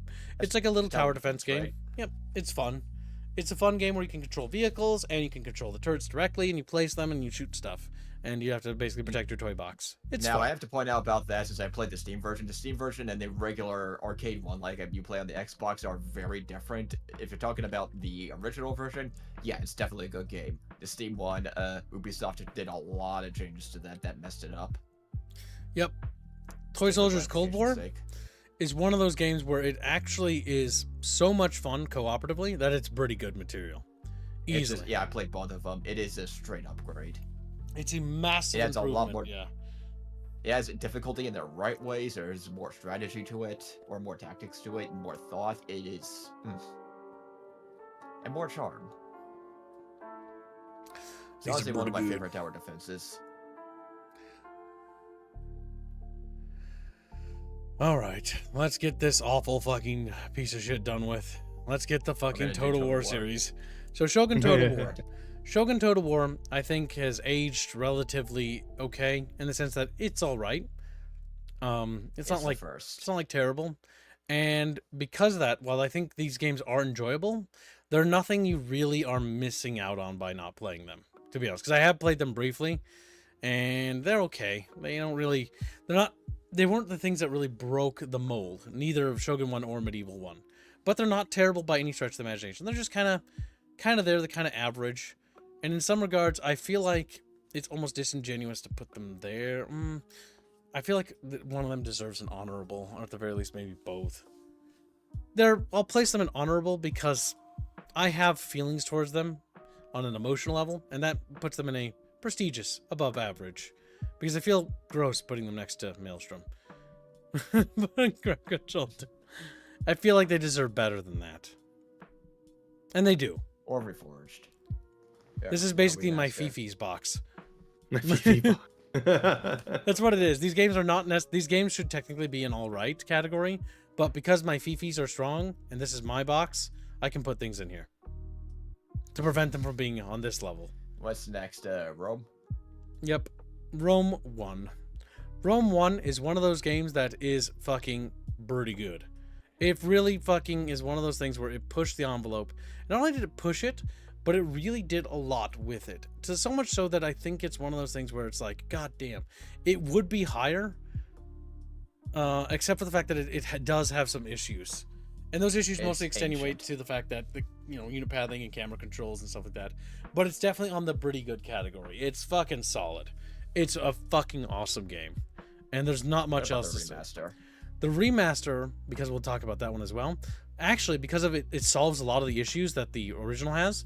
It actually fixes those problems with camera controls and performance issues that it actually, I think, becomes top squeak. Because it's able to basically take what Rome 1 had and its respective expansions and build upon it in a positive way. Yeah, the technical limitations are removed. A lot of the hard coding limitations are removed. Now, some people disagreed with some of the enhanced graphics art style. Personally, I thought they were... It's okay. Now, you can still turn them off, but I didn't mind them personally. I prefer the OG visuals. But that might just be my nostalgia speaking. I don't know about younger generations of Bucketfish. The younger guppers. The guppers. Alright, let's see. Next up we have is Medieval 2. There she is. Thank you. Medieval 2 easily earns its place, and respectively so, here. And top squeak. It is just it takes what Rome 1 did in its problems and polished and refined them. And while I love Rome 1 because it's my first one, this is a deserved seat. And a seat of honor. It holds absolutely deserved. And we don't need to talk too much about it right away because they can both be rolled together, but its expansions, respectively, my eyeballs, there it is. Kingdoms also deserves to sit alongside it. It has every right to sit there. It belongs there. They belong together. They add so much. As a sequel and expansion, all from how it handles populations to economy to battles, it's just... Now, it didn't fully fix unit pathing, but I think it's a little better in Medieval 2, even though it's still special. It is such a straight upgrade as a sequel standard. It is rarely matched. I still feel gross that Warcraft 3 Reforged is there. But it would be disingenuous to put it lower. You can get two different versions of Warcraft 3 if you want. No, that'd be retarded. No. Because it's basically taking it in its state now. Warcraft 3 Reforged, when I revisited it, I was thoroughly pleased with it. So much so that I'm happy with where it is now. Which feels weird. And now for the fun games. Empire. Actually, we're not there yet. No, wait. Oh, really? Yeah, we're at Alexander's. Oh, wait, forgot Barbarian Invasion. Don't forget Alexander. Alexander's one of those things where I think it honestly goes down here. And the reason why is because it was the first time they did a focused experience, but it had very little replay value, in my opinion. I think the Alexander campaign, this is definitely my preference, but compared to the other ones and its other expansions like Barbarian Invasion, which had stuff, Alexander really didn't do anything. It's all right for what it is. I hate putting it there, but it really isn't something that I think deserves a higher spot or slot. Barbarian Invasion, I think, is good, but I think Barbarian Invasion runs into a similar problem where, it does some interesting things, but it doesn't do enough. Especially not compared when compared to Kingdoms. It leaves stuff to be desired. It's good. I enjoyed Barbarian Invasions, but yeah, it shouldn't be put in there. Only one big of Reforged is change voice wines. They were iconic. We're talking about BVOs. Come here. Grabs him. He's like, eh. Sets the little fish next to Jano. Jano looks. He hates him. He's like, I hate you. I see that you're also Polish. Next motherfucking Total War on this motherfucking Total War list. It's Empire. Empire is one of those things where it really it's teetering on it's all right because it's fucking has so many issues. But then again, I actually looked into the mobile version of Empire Total War, and the mobile version is so much better than the base version. It's not even funny. Okay, we need to talk about this. Empire Total War recently released for mobile and was improved by Feral Interactive by restoring cut content features and shit like that. the point where you can reform your government. There's more diplomacy options. You can liberate governments and stuff that are occupied by other empires and nations. And because of how the protectorate system works and reworks, they will stay loyal, and they also factor into your victory score, so you can do roleplay campaigns. On the fucking mobile version, the mobile version has all these fixes and improvements to battles and shit. We don't have them in the PC version is the problem. Yes. Where most people play. So it's like, I'm not willing to. I'd have 2 separate versions personally, because most people play the PC version. I don't feel like putting a mobile RTS on here because I think that opens a bad door. Because there are a lot I've played and they're not very good. Yes. Total War is a mainly PC, is a mainly computer game. Yeah, I think we'll stick with that logic. Because if we open that floodgate, then I'm gonna have to add the CNC mobile games, and I'll blow my brains out, and then the Facebook games, and then we're opening a floodgate that I cannot close. Are you going a path I cannot follow, Fuzzy? Empire's one of those where, even though I've got so many complaints about it, I will sacrifice my fifis and put it in honorable nostalgia, so that it can be held slightly above Supreme Commander 2 at least. It's like, there is some nostalgia for it, but it is not in the realm of good. It has so many problems for it as a first Warscape game that have, as we'll discuss in future games, have yet to be resolved. It's like battles, AI, maps, economy, just there's just too many problems that I can't say it's good. Yep. Next up we have is Napoleon Total War. Napoleon Total War actually solves pretty much a lot of these problems and pushes Empire in what I call the pretty good category. It's actually really fun. I really enjoyed Napoleon. I enjoyed Napoleon a lot. I think it's actually one of the experience. Well, go ahead. You gotta go. I gotta go feed my dogs. All right, see you in a bit. Back. Napoleon's one of those Total Wars where you should experience it. It's basically Empire as it should have been. Functional. The gunpowder gameplay, or the for the time, was so much fun.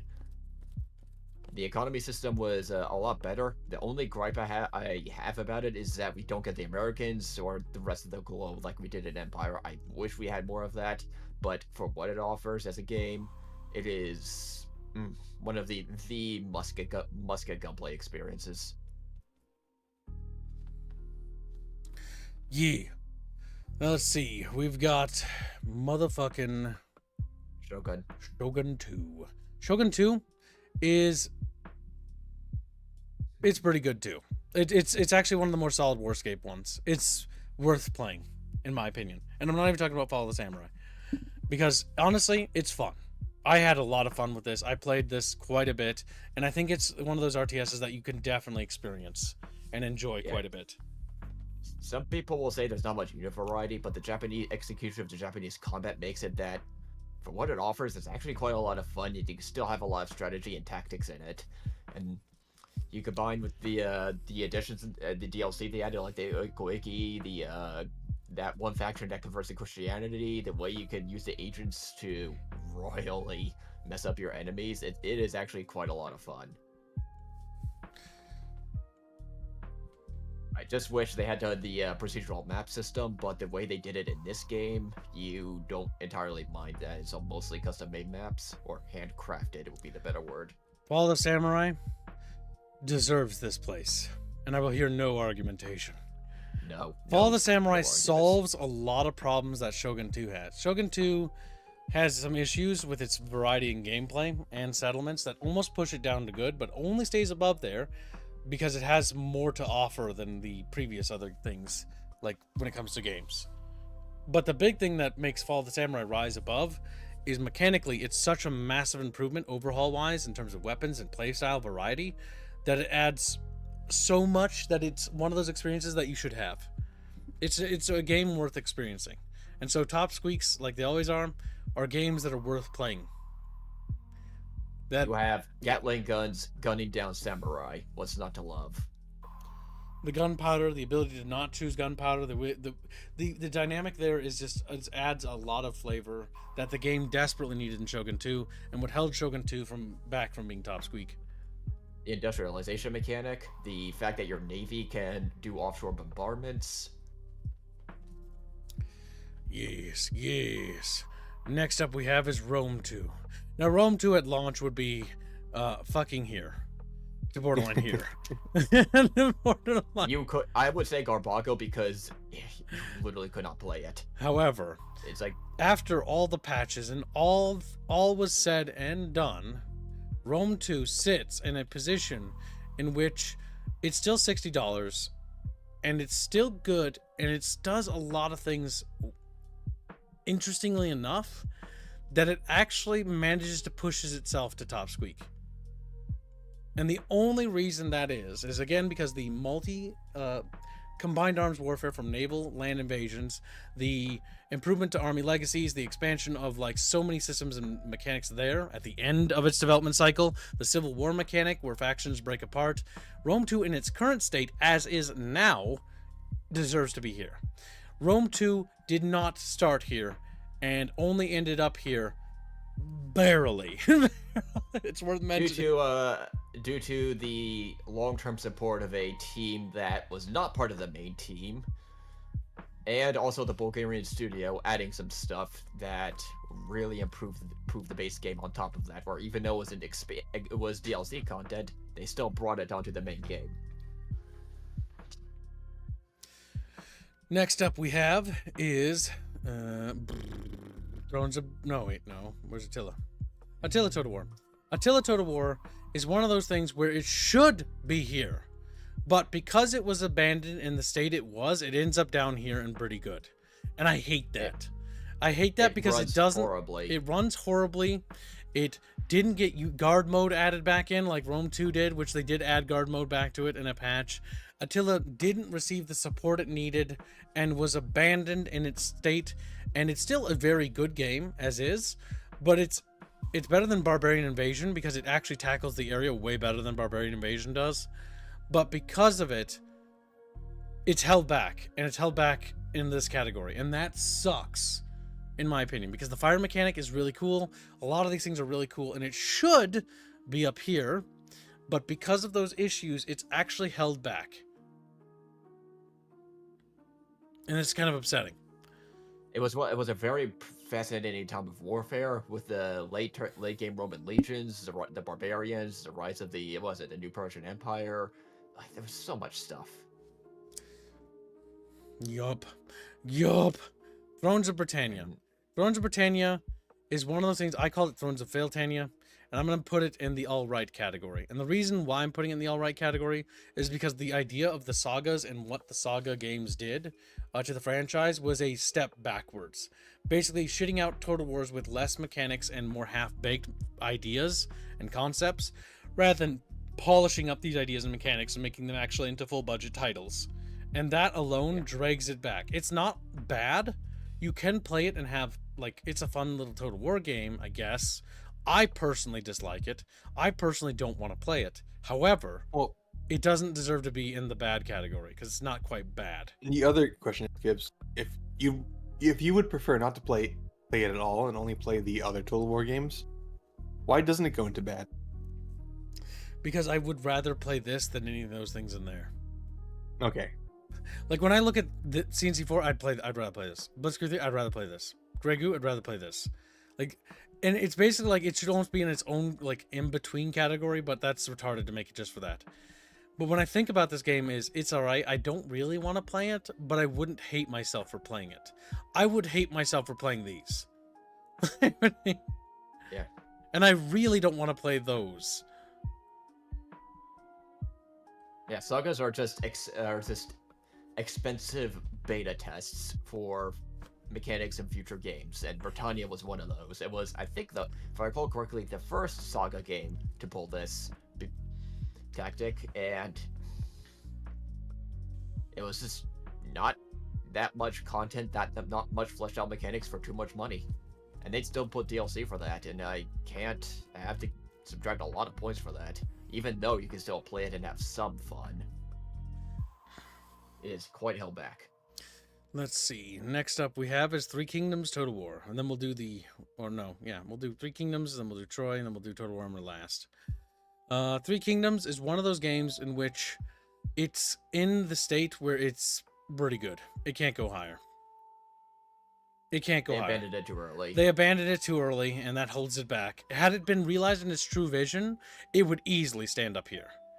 But because it was abandoned in mid-development, and it's actually not bad, it's actually pretty good in its current state, it's fun, it goes here. But it can't go higher. It doesn't deserve to go higher. Yeah, diplomacy, economy, military, they added a lot of stuff that was actually driving it forward. And it was enough to where it's a really good game if you want a good Total War. Not enough to put it in Legendary.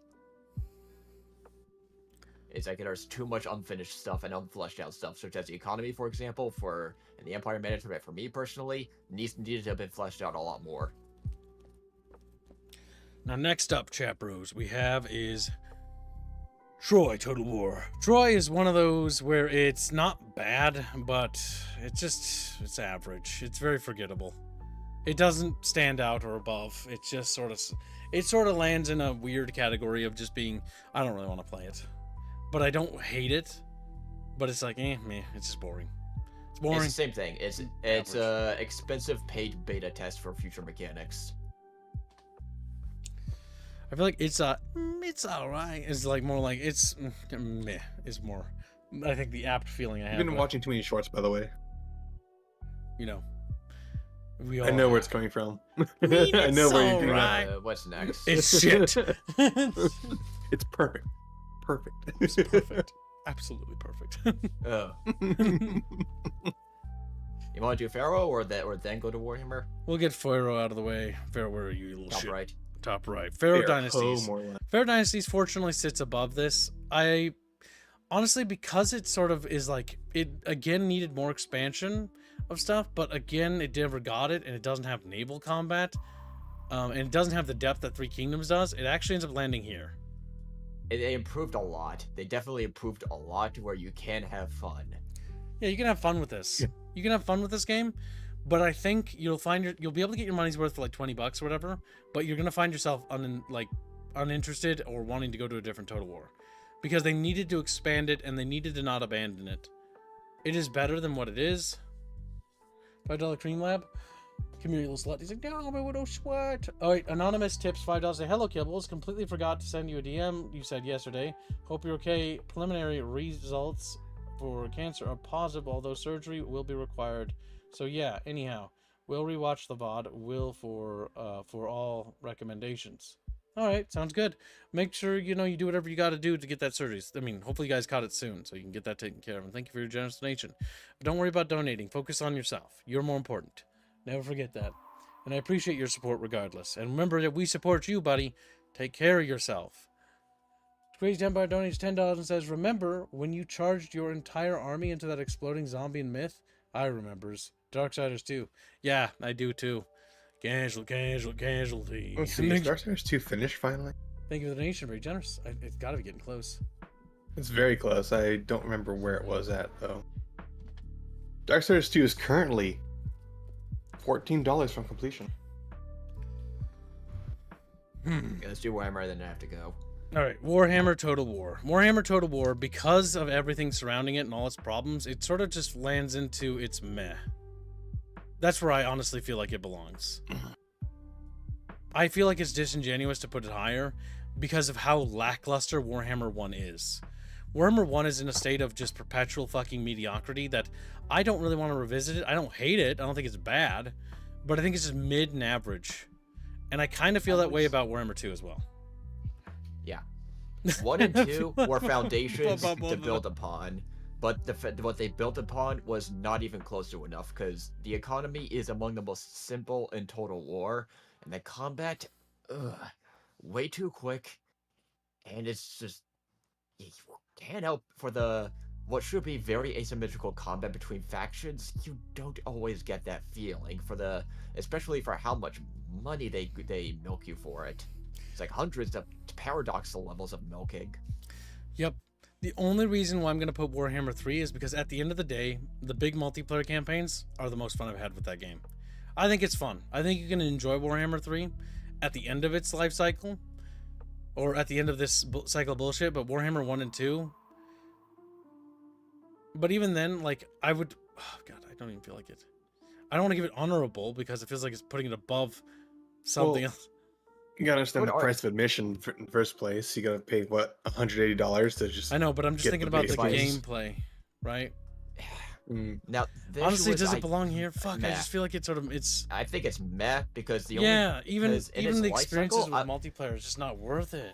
Oh my god. you only Oh get my decent any kind of empire management with expensive DLC like the Chaos Dwarfs, which that's only one faction. The rest of the package, they had to rework, say, the Chaos factions twice over in order to get them Yeah. to any kind of good spot, and even then, Yeah. it still leaves so much to be desired, and they don't actually, as a I'm gonna call it second expansion, they just don't build enough off of it. The tech base is poor for the money they milked for it.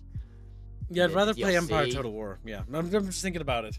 Like, I'd rather play Empire, and Empire, because I'm looking at it Yeah, like, it's a very simple game of what should be a more tactically in-depth game. it's just too shallow. It's so shallow that I really don't want to play it. Like, I don't want to not play it. Like, I'm very meh about it. Like, all those games Honestly, I could play, but I don't have a drive to, oh, I want to yeah, play it. I'm like, no, whatever. if I didn't let my emotions get in the way, or if I let my emotions get in the way, I would say it's meh bad, but I can't say it's bad. If anything, way overpriced because it's just meh. I think the paywalling is what holds it back. If it wasn't so ludicrously chopped into so many pieces, it could be in good. Warhammer 3 at least.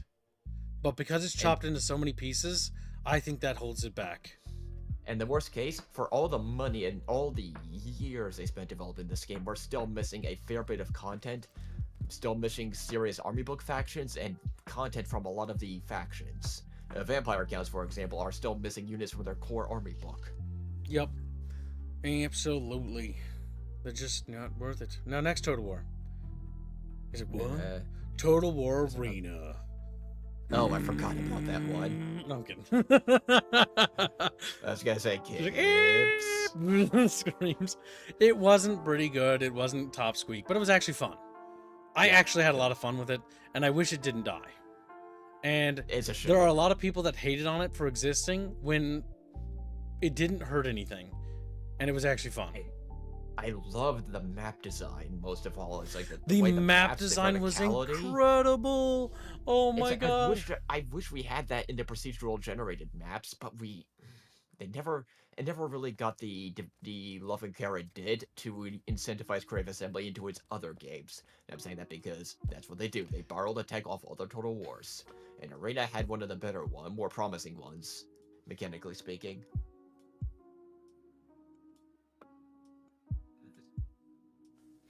Yeah, I feel that way. Total Arena it was fun. It was fun. It was a fun game.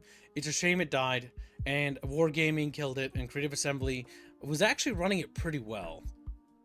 And they fucked it up by giving it to Wargame, or whatever their name is. Okay. I gotta go to the gym, so I'll be back. Yep, see you in a bit. Next up we have is Black and White, a Peter Molyneux game. Mm-hmm. I can't put it in good. It would be lying to do that. I have a lot of nostalgia for it. It has problems. And not addressing those problems would be fucking lying to you. When the best way to play your game is to play it in its sequels engine, it becomes a problem. Yeah. Overall. Black and White 2. Oh my god. It's one of those I would like to put up here, but it's honestly disingenuous to do that. It's disingenuous to do that to any of them. They are honorable nostalgia. They are not necessarily good games. They are more of gimmicks, and they are not realized as full mechanics, and require heavy modding to even remotely be playable properly. And so that is why they belong in honorable nostalgia. I know. It hurts. I want them to be in good, at least, but they are not. And to put them anywhere else would be a complete fucking lie. They need to be here. It's where they belong. It's truthful and it's honest. The big thing about this list that I'm doing is I'm making an honest list of where things I feel honestly belong. And I feel like this list is looking very true. Now, the next game we have is unfortunately not a game that's going to hurt my soul as much. Warzone 2100. It's available as freeware now, and it's actually just kind of fun. It's sort of like Earth 2150, but it doesn't really have as cool of a campaign. It does have a neat campaign, but it just doesn't have the same like vibes. The Slav jank of your Earth 2150 actually helps carry it. But for this one, Earth 2100 is actually, or Warzone 2100 is solid though. It's like a post-apocalypse game in which basically society's trying to rebuild itself with like this government program that's trying to rebuild from the ashes. Does it take place in the same world, or is it? No, they're not related. Oh, okay. Warzone 2100 is completely different. Basically, like a nuclear war happened, and then eventually a hidden government bunker opens up, and basically the military of like the United States or whatever goes out and begins to reclaim the world. It's basically like the Brotherhood of Steel, except they build tanks and they take over basically places they lost from like savages and barbarians, raiders and whatnot. It's kind of dark. It's a nice atmosphere. It was fun to play it. Had it on the PS1 originally, and then got it on PC later.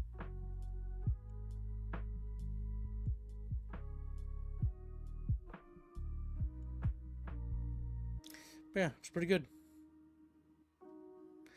Pretty good, chat. Just okie dokie, we believe you, says Chatfish, honestly.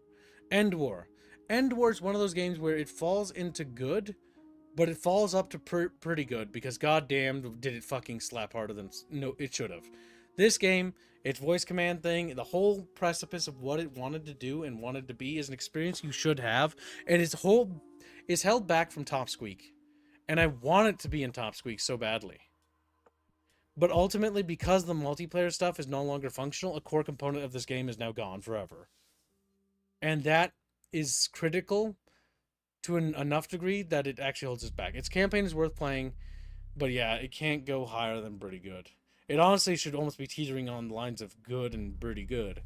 But the voice command stuff and the missions are fun in such a way that it's definitely a concept that's fun to play. Not the End War mobile game, or not mobile, but DS game. That's ass. That's ass. Oh my god, Travis, oh my god. KKND. It's an honorable mention, is what it is. It's just like a kind of a Command & Conquer clone, but it's got charm to it. There's not much more to say than that. Crossfire 2 is a bit better and gets the good mention. No, it's got its problems. Honorable mentions. It's one of those games that's nostalgic, it's fun, but it's too much hinted, it's too leaning on the CNC inspirations to really strike above. Yeah, I think that's fair. Star Wars Galactic Battlegrounds is basically just a reskin of Age of Empires, but it's fucking Star Wars and it's Age of Empires, and I will hear none of this Chatfish nonsense. This game is good. It's not good enough to be put in pretty good, and I want it to be there, but it does not deserve it.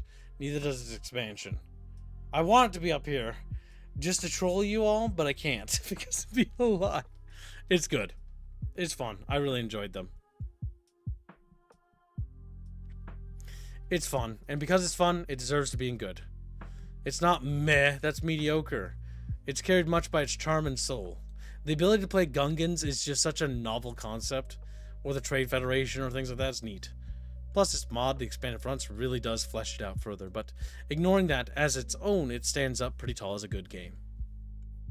Now, Age of Empires, we're not going to talk about the OGs, we're going to talk about the Definitives, because they're kind of the way to play these games now. Age of Empires Definitive is kind of one of those things where it's sort of just, in my opinion, kind of meh. It doesn't really stand out as particularly unique, and I know it's an Age of Empires game, and it's weird for it to fall to that degree, but it doesn't have enough personality and flair to really stand out from the crowd, even though it has an honorable spot, honestly, is what it should actually have, because it did create a lot of foundational things. Derp. Age of Empires 2, however, is one of those things that stands out as pretty fucking good. And the reason why it stands out as pretty good is because it takes Age of Empires and the formula and advances it further with like co-op and adds a bunch of other things, and is basically built up a lot more. So it definitely earns a higher ranking and is definitely worth that higher ranking. Age of Empires 3 does not do the same amount of changes that 2 does, but I still enjoy it and think it's a good game. And so it belongs in good.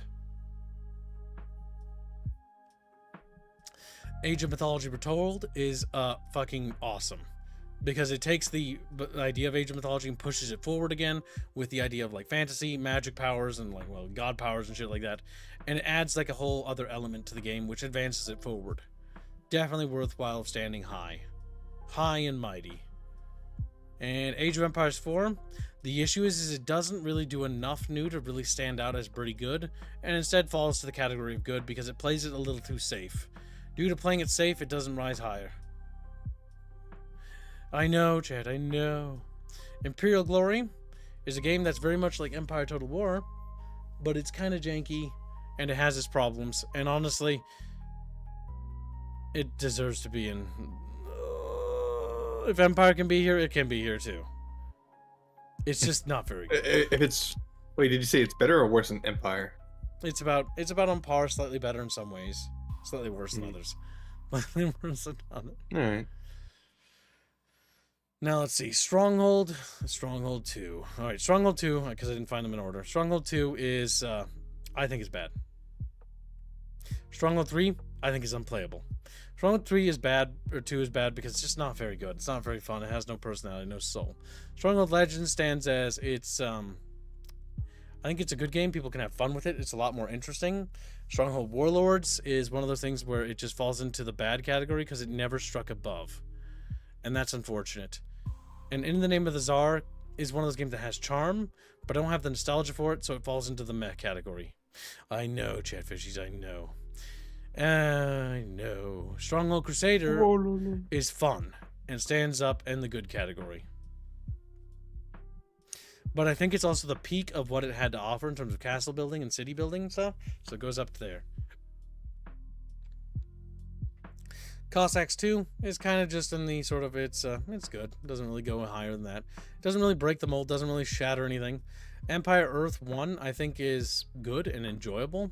Empire Earth 2, I thought was kind of weaker. But then again, I don't remember 100%, so I feel like it's going to be weird to place that yet. Empire Earth 3, I put in the fucking garbaggio. Borderline unplayable. Fucking ass. Absolute garbage. Toy Soldiers War Chest wasn't unplayable, but is bad. Fucking bad. Bad video game. Bad.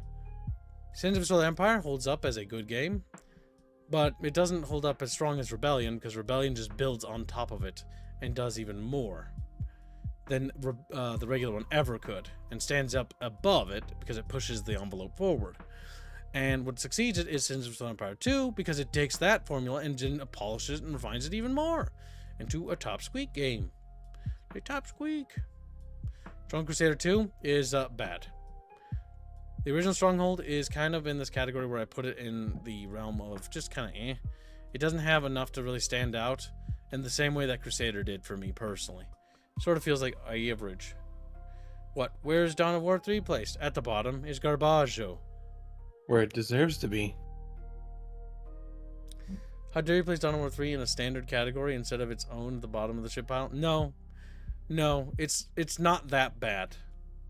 It's dishonest. You're letting your emotions rule you. Also, hi, Dragon Lord. There's no such thing as worse. Like, if we want to be emotional, this is worse than Dawn of War 3 ever could be. Because Dawn of War 3 is a baby franchise. It's pitifully small and pathetic in comparison to Command & Conquer. Command & Conquer succeeds. It surpasses, it dominates, it conquers the bitch-ass setting that is Dawn of War. I love Dawn of War, by the way. I'm just saying that to show where I place things. Command & Conquer is the king. And the issue is that if I were to place an emotional setting, nothing could replace the emotional devastation that C4 did to me. C. Dawn of War 3, you don't know what pain is. You don't understand pain. Warhammer crybabies are just little Warhammer bitch boys. You don't know what pain is. You've never seen pain or suffering. You haven't seen what happened to Star Wars. You've never seen what happened to CNC. You guys don't know what pain and misery is. You think that the end times is bad, but you don't know what bad is. Okay? Bad is basically living out your life on as a mobile game. Bad is living your life on as a Facebook game. Go fuck yourself. I'm letting my emotions speak. Get things sometimes. I like don't. CNC4. Command & Conquer doesn't get shit. Command & Conquer has a Facebook game that was added to fucking Steam. You don't know. You don't know pain. The Warhammer community doesn't know pain. You boast and whine and whinge about grim dark, but you don't even know what dark is. Dark is being a CNC fan. Dark is realizing that there is no hope. Dark is realizing that the end has already arrived, and now we live in oblivion. That's what dark is. You don't know what pain is. Also, Nosgoth was kind of fun. Crispman, see, Nosgoth was my introduction to that setting, though, so I didn't actually know about the other stuff. But yes, Dawn of War, that's why Dawn of War is fucking, it's a great franchise, by the way. But the reason why I'm telling you that is because you don't understand what a Titan CNC was in terms of the industry, what it represented to the industry, what it did. It's basically like watching Age of Empires shit itself and kill itself. And Age of Empires never had that moment. It would be the equivalent of it. You couldn't understand pain. You couldn't understand misery. What Dawn of War 3 is, I consider Garbaggio below CNC 4 on principle because CNC 4 is playable. But what CNC 4 did is far worse than what Dawn of War 3 ever could have done. Dawn of War 3 didn't kill a studio. CNC 4 killed a franchise and it killed a studio. Doug Gardner is $2. Kib, more pain sharing, please. It makes me happy. And while you share your pain, I must walk my dogs. Okay, we'll probably be moving on to the second stream by the time we come back. I'm probably going to save this, and then we'll build on this next time, because we're missing some stuff. But that's okay. We'll add more and more RTS to this shit. The RTS list it's the Kibbler's list. It's the premier list. It is the list, motherfucker. It's like,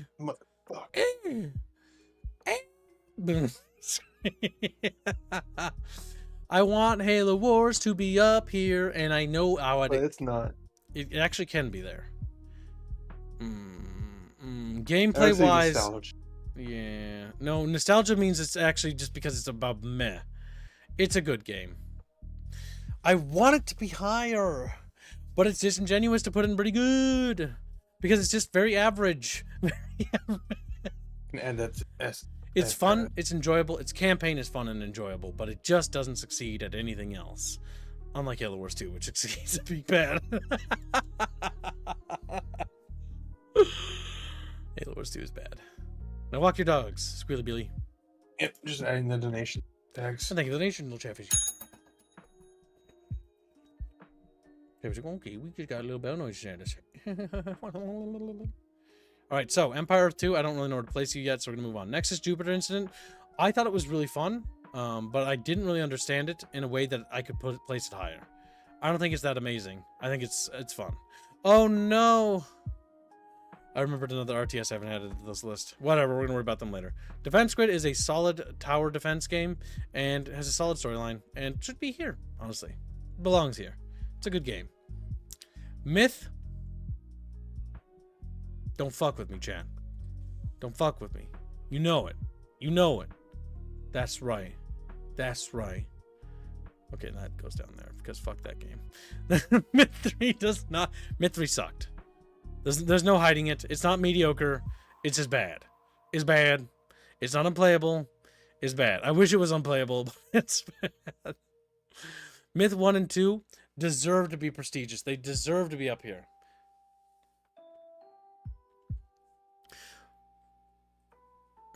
Yes. Well, what defines an RTS? Real-time strategy is defined by tower defense because it takes place in real time. I mean, Toy Soldier is on this goddamn list. And it's a hybrid of 3 genres.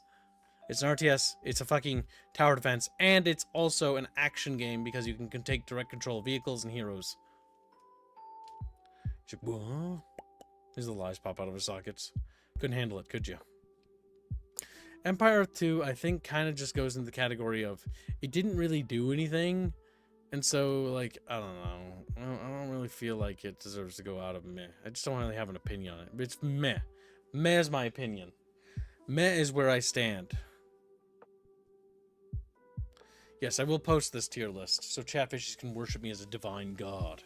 Like divine master. Right, now let's go through this little text document.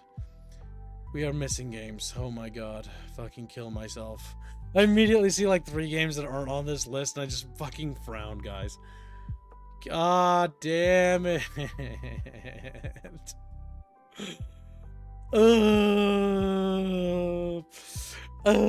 Okay, fine. Let's get this out of the way. Chat bros. That's me snapping my fingers at you.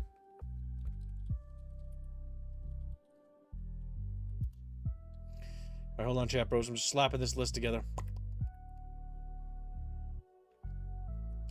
Airland battles. Oh yeah, that's what I'm talking about, chat bros. Like, okie dokie, kid. Red Dragon.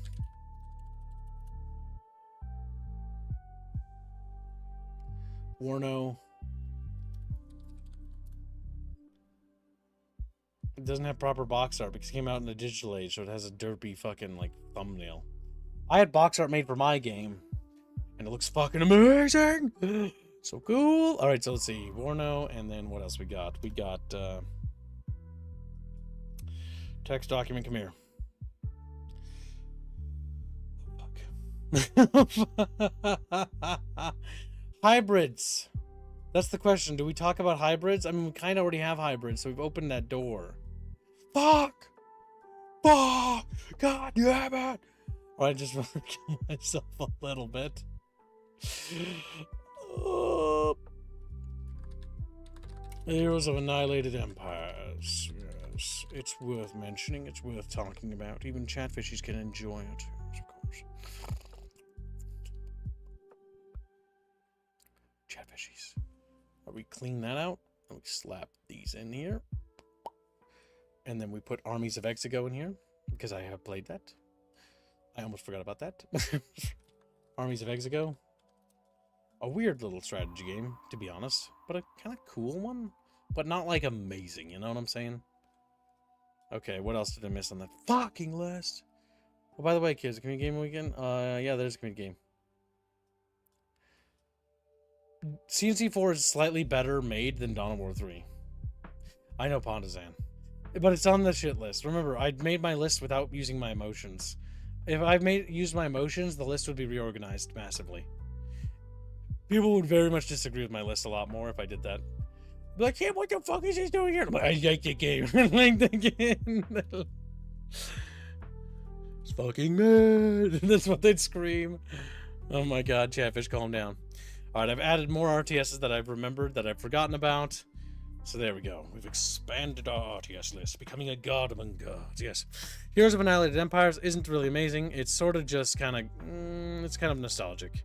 I have nostalgia towards it. It's a GSC RTS, you know, made by the Stalker devs. They're kind of Slav janky. It's fun, but it can't really rise above that margin. Armies of Exigo is also one of those things where I have a lot of nostalgia for it, but at the same time, I also don't, and think it kind of ends up being kind of meh, but at the same time, it has a nice style, and I feel mean for putting it lower, but at the same time, it's more honest about it here, so let's put it there. It's more honest.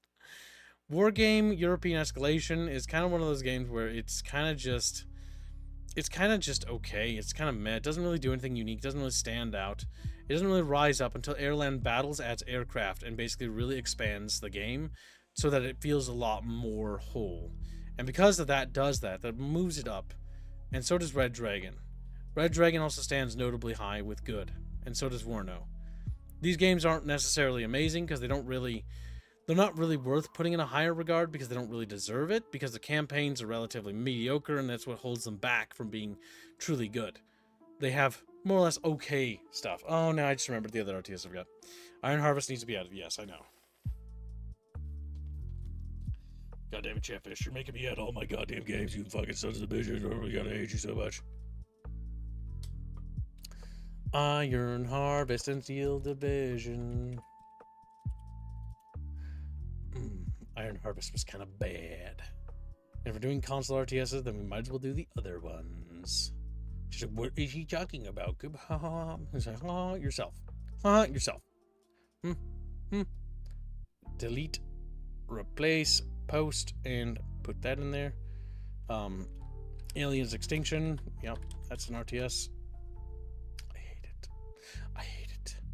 And I blow it to its final breath. Goblin Commander is another one. These are technically RTSs. Some people like these a lot more than I do. I will say that much, chat. I will say that much. Will you post this in Discord? Yes, I will. Couldn't some of the tutorial? What are you talking about? BVOs! Say beefy. He just screams. Oh, what other? Oh, yeah, Steel Divisions. Steel Division is another RTS that I have yet to talk about. Normandy. Steel Division 2. We did talk about hybrids, so Sacrifice is a hybrid. That is worth talking about. No, not pictures of people being sacrificed. The video game. Fucking Christ. Battlezone 98.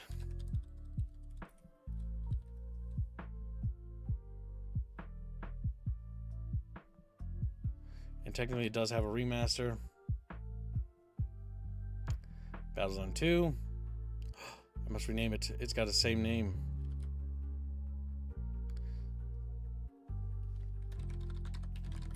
Almost there, chat. I know I'm missing games, and I know you're gonna be like, "Yeah, we missed several other games," and I'm just gonna stab you in the little chatfish. Battlezone 2 got renamed to Commander for some fucking reason. Stupid, dumbasses. There we go. Oh no, I remembered that RTS. Star Trek New Worlds. No, the RTS. Alright, I'll put it on the list. God damn it. God damn it, Chatfish. You fuck. You little shit. I'm like, ew, Kib. Scary. I know. What else? What else? What else? There are more action strategy games, but my brain is pulling a blank. Kingdom Under Fire is technically a hybrid RTS. And because it's a hybrid, hybrids do get talked about as well. They do not get left behind. They get spoken of.